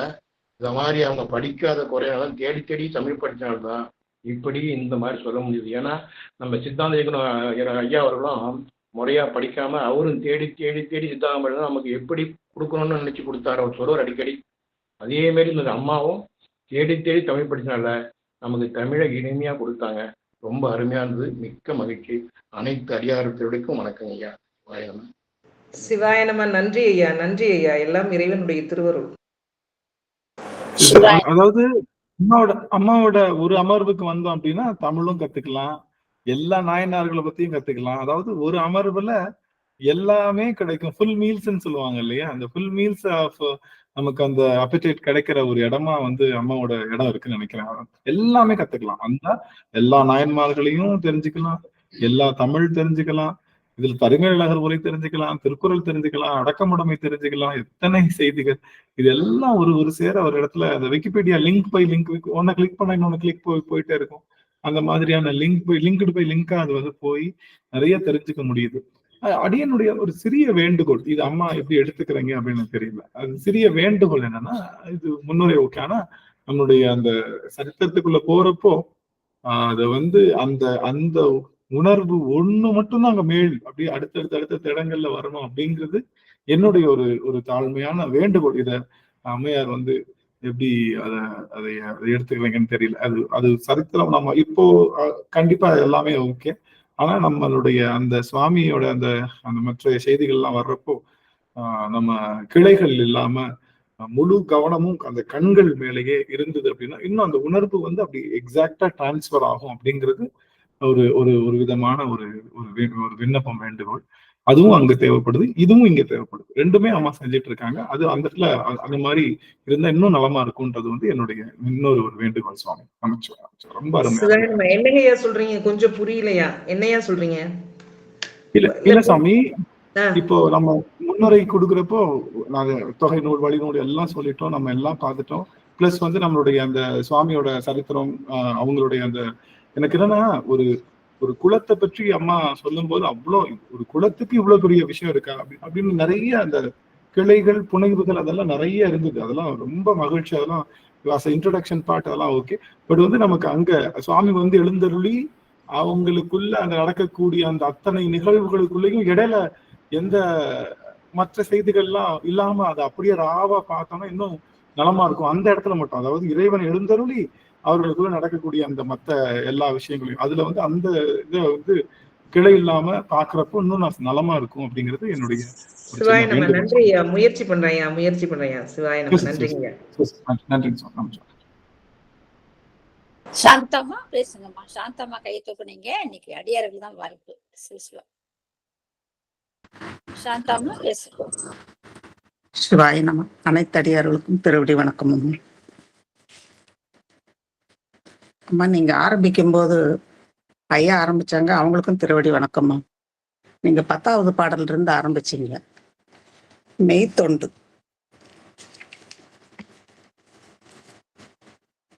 மெய்த்தொண்டு 11வது பாடல்ல மண்ணு புகழ், பனிமதி வாழ் சென்னி.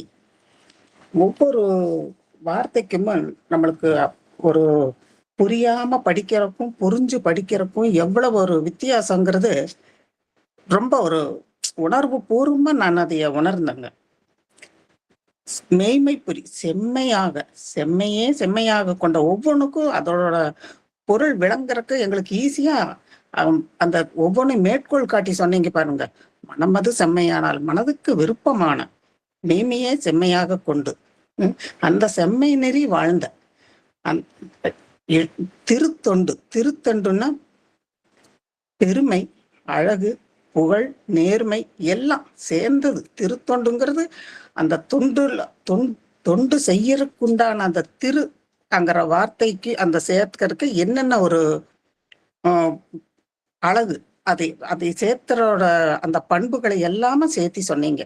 அது ரொம்ப சிறப்புங்கம்மா. அடுத்தது பரஞ்சோதியார் தாமும் பனிமதி வாழ் சென்னியரை. சந்திரனும் தலையில் சந்திரனை சூடிய சென்னியர் கணபதி சரத்தின் இறைஞ்சி திருத்தொண்டு முன்னமே நிலைமை வலுவா முறையில் பெற்றென்றார். அந்த கணபதி சரத்துல அந்த கணபதி சரத்தோட பேரு எப்படி வந்துச்சு, எதனால் அந்த இந்த ராமேஸ்வரத்தை நம்மளுக்கு மேற்கோள் காட்டி நீங்க சொன்னீங்க.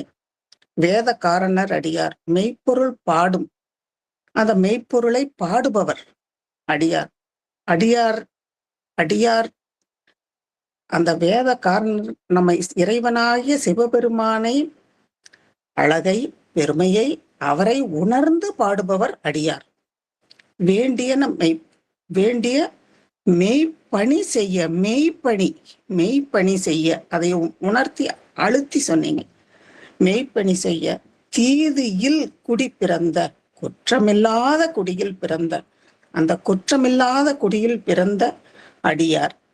காதல் மனை கிழத்தியார், கிழத்தியார்னா தலைவி, காதல் மனை கிழத்தியார், கருத்து ஒன்றன ஒருமித்த கருத்து மனசுக்கண் மாசிலனாதல் அந்த குறளையும் மேற்கோள் காட்டி சொன்னீங்க. அடுத்தது கோவில் சொல்லக்கூடாது, கோயில். அந்த அந்த இதையே சொல்லி கொடுத்தீங்கம்மா. நாங்க வார்த்தை இதுல கோவிலும்போம். இனிமேல் அதை கண்டிப்பா திருத்திக்கிறோம்மா. அடுத்து நீதி மனை அறம் புறரும் நீர்மையினால் ஆகா நல்ல அந்த நீர்மைங்கிறதுக்கு அறம் புரியும் தன்மை. அது ரொம்ப ஒரு புரியிறாப்புல நல்லாவே விளக்கமா சொன்னீங்கம்மா. நரை இதழி தேன் நிறைந்த இதழ்களை கொன்றை மாலையை அணிந்த இந்த கொன்றை மாலையும் போது ஆனாய நாயனார் பாட்டுல சாப்பிட சொன்னீங்க. அந்த கொன்றை மரத்தை பார்த்தாலும், அந்த பூக்களை பார்த்தாலும், அந்த சடாமுடியை போல் அந்த காய்களை பார்த்தாலும், அந்த மரத்தை பார்த்தாவே இறைவனை பார்க்குற அந்த தன்மை தான் அந்த ஆனாய நாயனாருக்கு ஞாபகம் வரும். நம்மளுக்கும் அதே மாதிரி இறைவனை நினைச்சாவே அவரோட திருமுடி, அதனோட நிலவு, அவரோட கங்கை, இதெல்லாமே சடாமுடியிலிருந்து எல்லாமே நம்மளுக்கு அப்படியே ஞாபகத்துக்கு வரணும். அந்த மனசுல அந்த இறைவனோட அந்த திருவுருவம் அப்படியே, அந்த பேரை சிவாய நமன்னு சொல்லும் போதே அந்த திருவுருவம் மனசுல அப்படியே வரணும், ஞாபகத்துக்கு வரணுங்கிறது நீங்க அப்படியே நல்லா ஆணி அடிக்கிற மாதிரி மனசுல. அதாவது சும்மா வாயில மட்டும் சிவாய நம நமச்சிவாய அது சொன்னா பார்த்தா அது மனசுக்குள்ள அந்த திருவுருவம் வரணுங்கிறத நீங்க அதை உணர வச்சிங்கம்மா எங்களுக்கு. அப்புறம் அந்த திருவமுது அப்படிதான். அதாவது தாய் குழந்தைங்களுக்கு உணவு ஊட்டும் போது எப்படி ஒரு பாசத்தோட அவங்களுக்கு எது பிடிக்குமோ அந்த மாதிரி அதே மாதிரி அடியாருக்கு உணவு உண்ணும் போது அந்த மாதிரி நம்மளும் அதை பண்ணணும். ஒண்ணு. அடுத்தது சாதம் பிரசாதமாகிறது எப்படி? அடியாருக்கு படைக்கும் போது அமுது திருவமுது ஆகுது. அதை எப்படி? அது சொன்னீங்கம்மா. இந்த கண்ணல் பாயாசம் பல காரங்கள் சேர்ந்தது பலகாரம். பண்ணியம் இந்த முன்னீர் அமுதம் அது வானின்றுலகம் வழங்கி வருதலால் தானும். அது அந்த குறளை சொல்லி அந்த நீருக்கு என்ன ஒரு புனிதம், நீர் எப்படி சுத்தமா இருக்கு அந்த மாதிரி அதையெல்லாம் சொன்னீங்கம்மா. அடுத்தது மா ஞாயிறுன்னா பெரிய உலகம். அந்த ஒவ்வொரு வார்த்தைக்கும் இசைந்த அதாவது கடவுளை மனத்தால் நினைந்த சிவனடியார்களை. அந்த அடியார்கள்னாவே அந்த சிவன் மட்டும்தான் நம்மளுக்கு ஞாபகத்துக்கு வரணும். அடியார்கள்னா சிவனோட சேர்ந்தவர். சிவனடியார்கள்னாவே சிவனாகவே பாவித்து சிவனே அடியார்கள் சிவனே. அந்த இதை சொன்னீங்கம்மா. அடுத்தது சீதமதி அரவினுடன், அதாவது வெவ்வேறு தன்மை சேர்ந்த ஒரு வெவ்வேறு குணங்கள், வெவ்வேறு தன்மை, இது எல்லாம் சேர்ந்து ஒரே இடத்துல இருக்குதுன்னா அது சிவபெருமான் கிட்ட மட்டும்தான். குளிர்ச்சி ஆகட்டும், சூடாகட்டும், பாம்பாகட்டும், நிலவாகட்டும், இது எல்லாமே சேர்ந்த ஒரே இடம் அவர் அந்த இறைவன் இடத்துல மட்டும்தான், அது சிவன் இடத்துல மட்டும்தான் அப்படிங்கிறத புரிய வச்சிங்கம்மா. இந்த பாட்டுல, இந்த 15வது பாட்டுல பரஞ்சோதியார் சிறுதொண்டர் ஆனார், சிறுதொண்டர் என திகழ்ந்தார் அவனையின் மேல், இந்த உலகத்தின் மேல். அதோட இந்த 15வது பாட்டுல முடிஞ்சுங்கம்மா. அடுத்தது 16வது பாட்டுல எல்லாருக்கும், அந்த பாட்டுல இன்னொன்னு சொன்னீங்கம்மா, எல்லாருக்கும் நன்றாம் பணிதல்.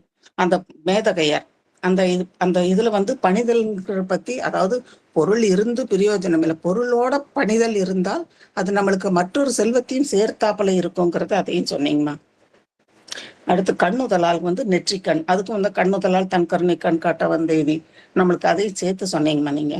அதாவது ஒவ்வொருத்தர் படிக்கும்போது அந்த நெற்றிக்கண்ணுன்னு படிக்கும்போது சிவபெருமான் நெற்றிக்கண் மனசுக்குள்ள வந்துருது. இப்ப நீங்க சொல்றதை அதை உணர்றேன் நான், அது எனக்கு அப்படியே ஞாபகத்துக்கு வருது ஐயா அம்மா சொன்னதுல. இந்த பெருஞ்சீரடியார்னா சிவபெருமானுடைய, அதாவது நம்மளுக்கு எண்ணுதற்கு எட்டாத உயரத்தில் இருக்கும் சிவபெருமானுடைய அந்த அவரோட அடியார் பெருஞ்சீரடியார். இடைவிடாத அமுது செய்து உள்ளம் நிறைந்த உள்ளம் நிறைந்த அன்புன், அந்த அன்பில்ல, அதாவது சாதா அமுது இல்லை, உள்ளம் மனசால அன்போட நம்ம அந்த இடைவிடாத அமுது செய்ய, நம்மளுக்கு அந்த அடியார்களுக்கு செய்யறதுக்கு நம்மளுக்கு எவ்வளவு கொடுத்து வச்சிருக்கோம்னுட்டு அவங்க நினைக்கிறாங்க. நம்ம மனசுல அந்த கங்கை நீரை சூடிய நீராறும் சடைமுடியார், கங்கை நீரை தலையில் சூடிய சடைமுடியார், இறைவனார் அந்த அருளினால் தான் நம்மளுக்கு இந்த மனையறம்ங்கிறது வந்து ரொம்ப நல்லாவே சொன்னீங்கம்மா.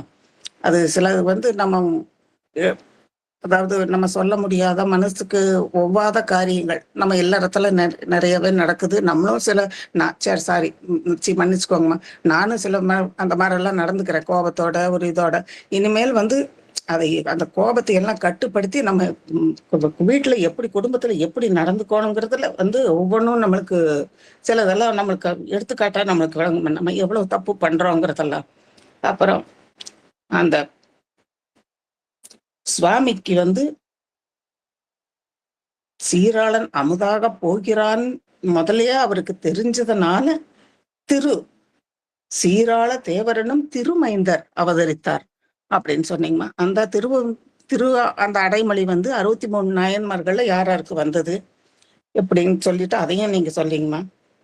அடுத்த 18வது பாடல்ல கிளை கழிப்ப சுற்றமும் மகிழ்ச்சியுற பிறர்க்கடைய மணிப்பற்று அந்த சுற்றமும் சூழமும் எல்லாமே வீட்டையெல்லாம் அலங்கரிச்சு அவங்க சந்தோஷமா எல்லாம் திருமலி நெய்யாடல் தலை குளிச்சு அந்த செங்காட்டாங்குடி எடுப்ப அந்த ஊர்ல வந்து அவ்வளவு சந்தோஷமா இருந்துச்சு. அந்த இல்லத்துல அவ சந்தோஷம் நிறைந்து இருந்ததுன்னு சொன்னீங்கம்மா. வாய்ப்பு கொடுத்தமைக்கு நன்றிங்கம்மா. சிவாய நம. திருச்சிற்றம்பலம். சிவசிவா. சிவாய நம. மிக சிறப்புமா. சாந்தாம்மாவுக்கு நன்றி. திருவடி வணக்கம். அருமையா உணர்ந்து அருமையா சொன்னோம். மிக சிறப்பு. சாந்தாம்மாவுக்கு எனக்கும் நன்றிகள் சொல்லணும். ஏன்னா அடியன் வந்து கொஞ்சம் காலதாமதமா தான் வந்தேன். முன்னாடி என்ன நடந்ததுன்னு ஒரு பரிதவிப்பு இருந்தது. என்னெல்லாம் விட்டுட்டோமோ அப்படின்னு நினைச்சிட்டு இருந்தேன்.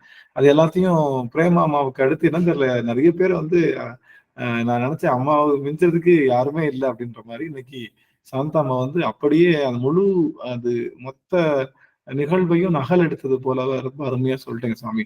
அடியனுக்கு ரொம்ப இடங்கள்ல ஐயோ அதை மிஸ் பண்ணிட்டோமேன்ற எண்ணம் இருந்தது. அது எல்லாமே வந்து நிவர்த்தி ஆயிடுச்சு. நன்றிங்க அம்மா. சாந்தாம்மா ரொம்ப ரொம்ப நன்றி.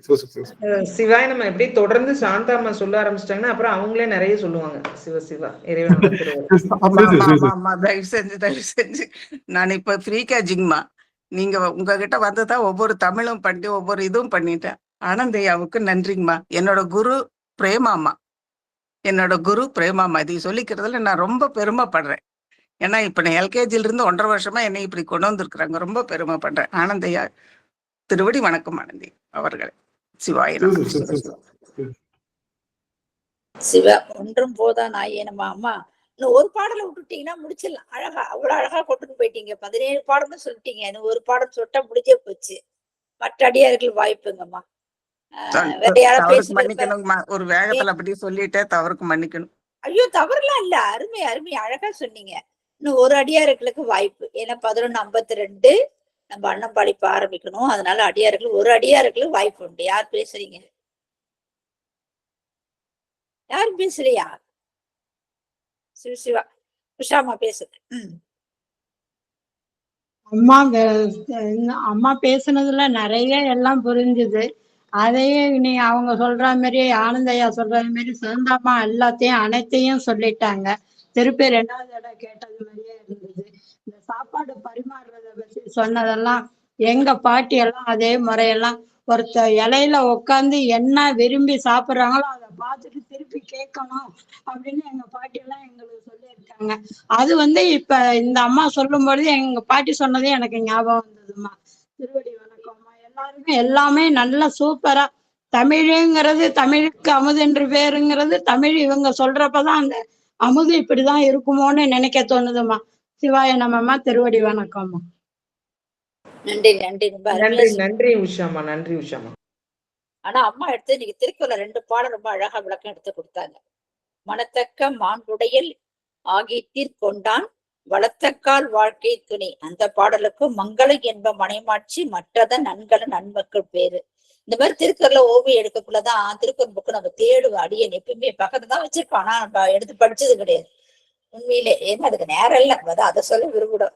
ஆனா இன்னைக்கு வந்து அம்மா அந்த 2 பாடல் எடுத்தாங்களே திருக்குறள் புக்கில் எடுத்து பார்த்தா அழகான விளக்கம். ரொம்ப நல்லா எடுத்து விளக்கம் கொடுத்தாங்க. ரொம்ப நல்லா இருந்தது. அடியார்கள் எல்லாம் வந்து வேற யாராவது பேச விருப்பம் இருந்தாங்கன்னா 2 நிமிஷம் பேசலாம். சாந்தாம்மா சாருமதி அம்மா பேசுங்கம்மா. அம்மா சிவாய நமமா. திருவடி வணக்கம்மா. ஒன்னே ஒண்ணுதாம்மா. அந்த அறுசுவை உணவுக்கு வந்து இன்னொரு ஒரு விளக்கம் கொடுத்தீங்கம்மா. உண்ணுதல், தின்றல், பருகுதல், நக்குதல், அத மாதிரி இலையில வச்சு அடியார்களுக்கு வந்து அன்னம் பாலிக்கணும்னு. அது ரொம்ப நல்லா இருந்ததுமா.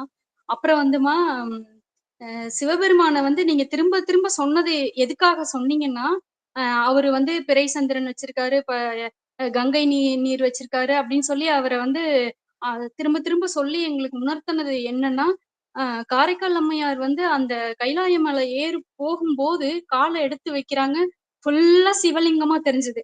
அதே மாதிரி நமக்கு வந்து எங்க பார்த்தாலும் சிவபெருமான் தெரியணும். அத வந்து நீங்க ஆழமா எங்க மனசுல வந்து விதைச்சீங்கம்மா. அதே மாதிரி ஆனந்தையாவும் அதேதான் சொல்லிட்டு வராங்க. கருணை வடிவானவர், அன்பா வடிவானவர்னு சொல்லி சிவபெருமானை எந்த அளவுக்கு நாங்க உணர முடியுமோ, எங்களாலயும் அதை உணர முடியுங்கிறத வந்து இந்த வகுப்புல இருந்து நாங்க தெரிஞ்சுட்டு வரோம்மா. சிவாய நமம்மா. திருவடி வணக்கம். சிவாய நம்ம. ரொம்ப நன்றி சாரமதி அம்மா. சிறப்பு. நல்லா புரிஞ்சுக்கிருக்கீங்க. அதுக்கு மேல என்ன சொல்றது அடியன். எல்லாரும் நல்ல அருமையான திருக்கூட்டம். ஏன்னா எப்படி இந்த சங்கம வழிபாடுன்னு சொல்றோம் இல்லையா, அந்த வழிபாடு வந்து அது மாதிரி ஒரு சிறந்த அடியார் கூட்டத்துல போயிட்டோம்னாலே நமக்கு ஆட்டோமேட்டிக்கா அந்த பாசிட்டிவ் எனர்ஜி வந்துடும். இறைவனோட திருவருளால நம்மளும் அடியாரோட அடியாரை சேர்ந்து கூட்டத்தோட கூட்டமா நம்மளையும் சாமி சேர்த்துப்பார். அதுல எந்த ஒரு மாற்று கருத்தும் இல்லை. சிவாய நம. நன்றி நன்றிங்கம்மா. ரொம்ப இது இறைவனை வகுத்த கொடுத்ததுமா. எல்லாரும் ஆளுக்கு ஒரு திசையில இருக்கிறாங்க.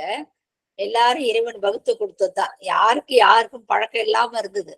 ஏன்னா ஒருத்தவங்க எங்க தென்காசியில இருக்கிறாங்க, ஒருத்தவங்க வந்து பாம்பேல இருக்கிறாங்க, ஒருத்தவங்க வந்து கோயம்புத்தூர்ல இருக்கிறாங்க அப்படின்னு சொல்லி இறைவனே நமக்கு வகுத்து கொடுத்ததுதான் அது.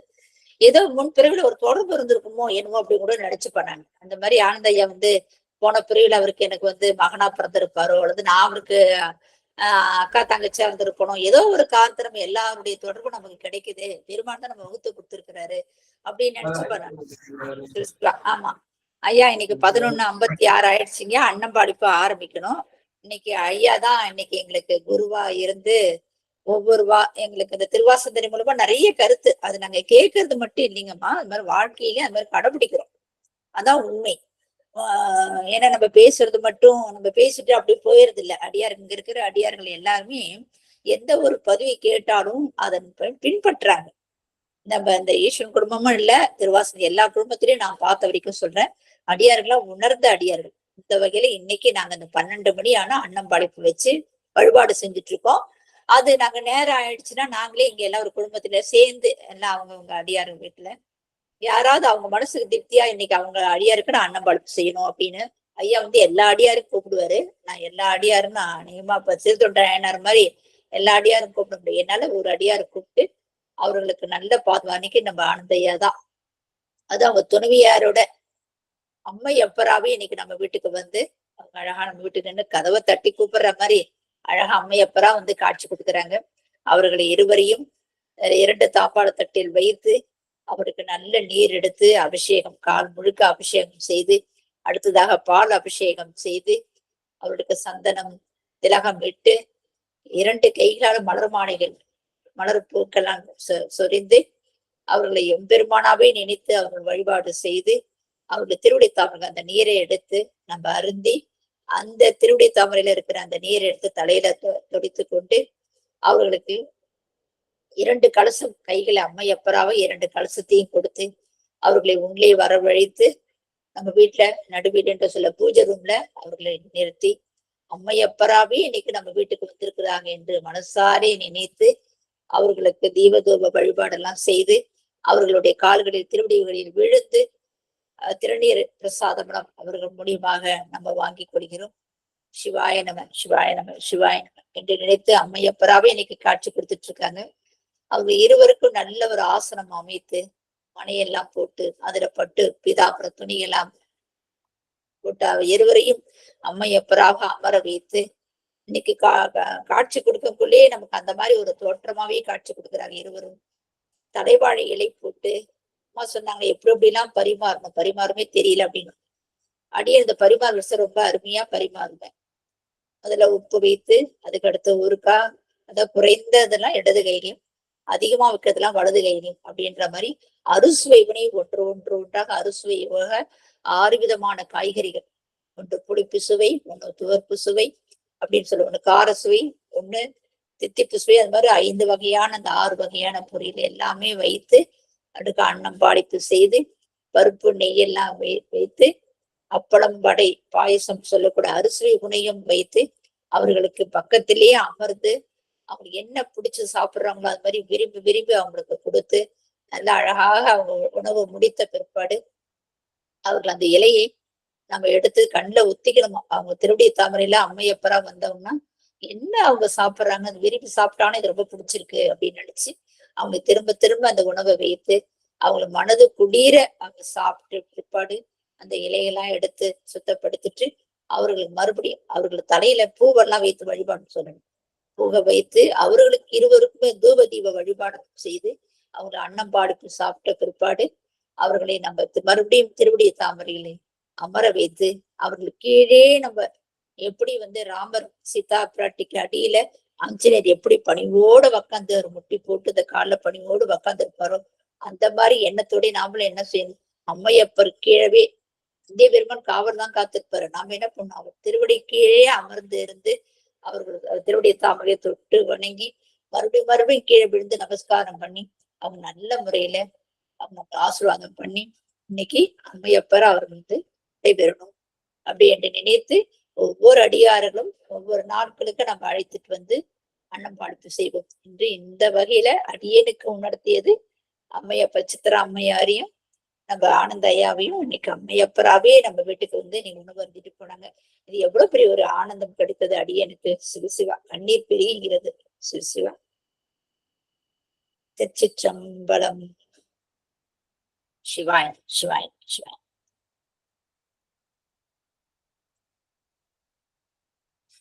எல்லாருமே என்ன அந்த திருநீர் எட்டுக்கணும். ஒவ்வொரு அடியார் கையில அந்த திருநீர் எட்டு வாங்கணும். பெரியவங்க சின்னவங்கன்ற வயது வேறுபாடே கிடையாது. நம்ம குடும்பத்துல பொறுத்த வரைக்கும் எவ்வளவு பெரிய சின்னவங்க இருந்தாலும் அவங்க என்ன பண்ணணும், சிவபெருமானதான் பாவிக்கிறோம், அம்மையப்பராதான் பாவிக்கிறோம்.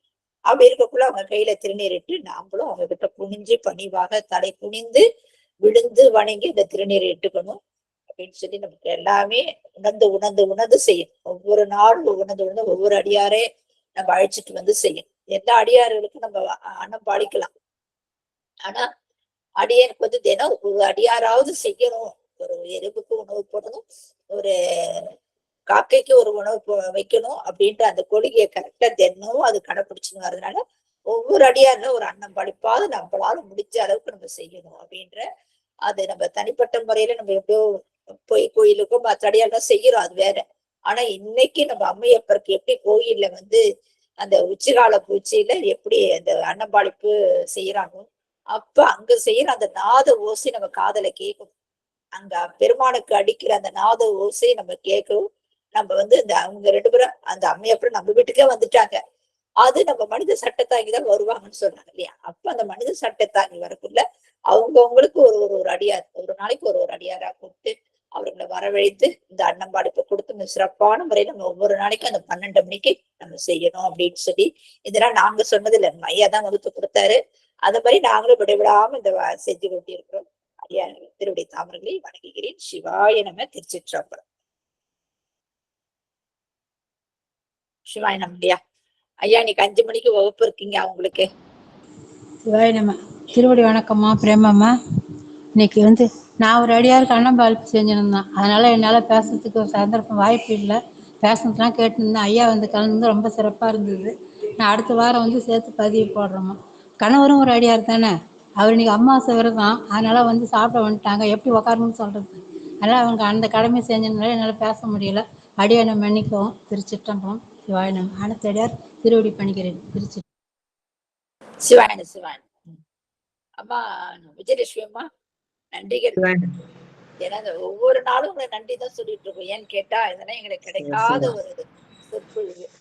ஏன்னா சிறுதொண்டர் எல்லாம் அழுதுன்னா ஐயா சொல்ல ஆரம்பிச்சேன்னு வச்சுங்களேன், ஐயோ அழுதுருவாரு. அடியானுக்குலாம் எனக்கு எந்த தகுதி இல்லை அப்படின்னு நானும் அழுதுருவேன். அது மாதிரி ரொம்ப அழுது சொல்லக்கூடியவர் அழுதுருவாரு, அவரும் அழுதுருவாரு. அந்த மாதிரி இன்னைக்கு இந்த புராணத்தை கேட்க இந்த சிறுதொண்டராயனா ரொம்ப பிடிச்ச விஷயம். இந்த மாதிரிலாம் வாழ்ந்திருக்காங்களா அப்படின்ற மாதிரி இன்னைய வரைக்கும் என்னால ஏத்துக்கொள்ள முடியாது. இன்னைய வரைக்கும் நான் ஏத்துக்கவே முடியாது என்னால. அது ஒண்ணு மட்டும் என்னென்னவோ மனைவி கொடுத்தாங்க போனாங்க எல்லாம் பார்த்திருக்கேன், நிறைய கதையில படிச்சிருக்கோம். நம்ம பஞ்சமாட்ட கூட தன் மனைவியை கொடுத்தாங்கன்னு தான் நிறைய கொடுத்தேன் எல்லா நாயன்மாரும். ஆனா அந்த குழந்தையா இருப்பாங்க. ஐயோ எப்பா, இந்த குழந்தை வேற அழுவக்கூடாதான், கண்ணில் வேற தண்ணி வரக்கூடாதான், இதெல்லாம் என்ன நியாயம் இந்த சிவபெருமன் இப்படி எல்லாம் அவர் கேட்டிருக்காரு அப்படின்னு நினைச்சிட்டு இன்னமும் அதால என்னால ஏத்துக்க முடியாத ஒரே நாயன்மார் சிறுதோட்ட நாயனாருடைய வரலாறு தான். எப்படி இந்த பெருமாள் இப்படி கேட்டாரு? ஐயா முடிய கேட்டாங்க, சரி போன போது முடியதானே கொடுத்துட்டு போலாம், எல்லாத்தையும் எழுதலாம், எல்லாத்தையும் கொடுக்கலாம். ஆனா அந்த சிறுதோட பிள்ளைய போய் அறிஞ்சு சமைக்க சொல்றாரே அப்படின்னா அது என்ன ஏத்துக்கவே முடியாத ஒரு தன்மை. அதனால அம்மாவே இன்னைக்கு எனக்கு பேச வந்து ரொம்ப சந்தோஷம். கேட்டதுமே ஒத்துக்கிட்டாங்க. ஐயோ இந்த சிறுதொண்டனை யாரும் உணர்ந்து பேசணுமா, யாருகிட்ட சொல்லலாம் அப்படின்னு நினைச்சப்ப என்னோட பெருமானே பகுத்து கொடுத்ததுதான். இன்னைக்கு விஜயலட்சுமி அம்மா அவருடைய அந்த தொகுப்பு 3வது தொகுப்பு முடிஞ்சிருக்கு. வளரட்டும். சிவாய நம்ம வாழ்க. நன்றிமா, நன்றிமா. விடைபெற்றுக் கொள்கிறேன்மா. நன்றி. விடைபெற்றலாம். அடியார்களா உத்தரவு வாங்கிக்கலாங்கம்மா. சிவாய நமம்மா. உத்தரவு வாங்கிக்கிறேம்மா. ஆனந்தையா திருவடி வணக்கம். அனைத்து அடியாலும் உத்தரவு வாங்கிக்கிறேன் ஐயா. எனக்கு இதுல ஒரே ஒரு இந்த ஒண்ணுல ஏன்னா எவ்வளவு பொறுமையா இருக்கணுமோ அதுல ஒரு பொறுமை வந்திருக்குமா. எனக்கு பொறுமையா வந்திருக்கு. அந்த எதுலயுமே ஒரு ஆசை கொஞ்சம் கொஞ்சமா குறைஞ்சிட்டு வருது. அந்த சிவனடியார்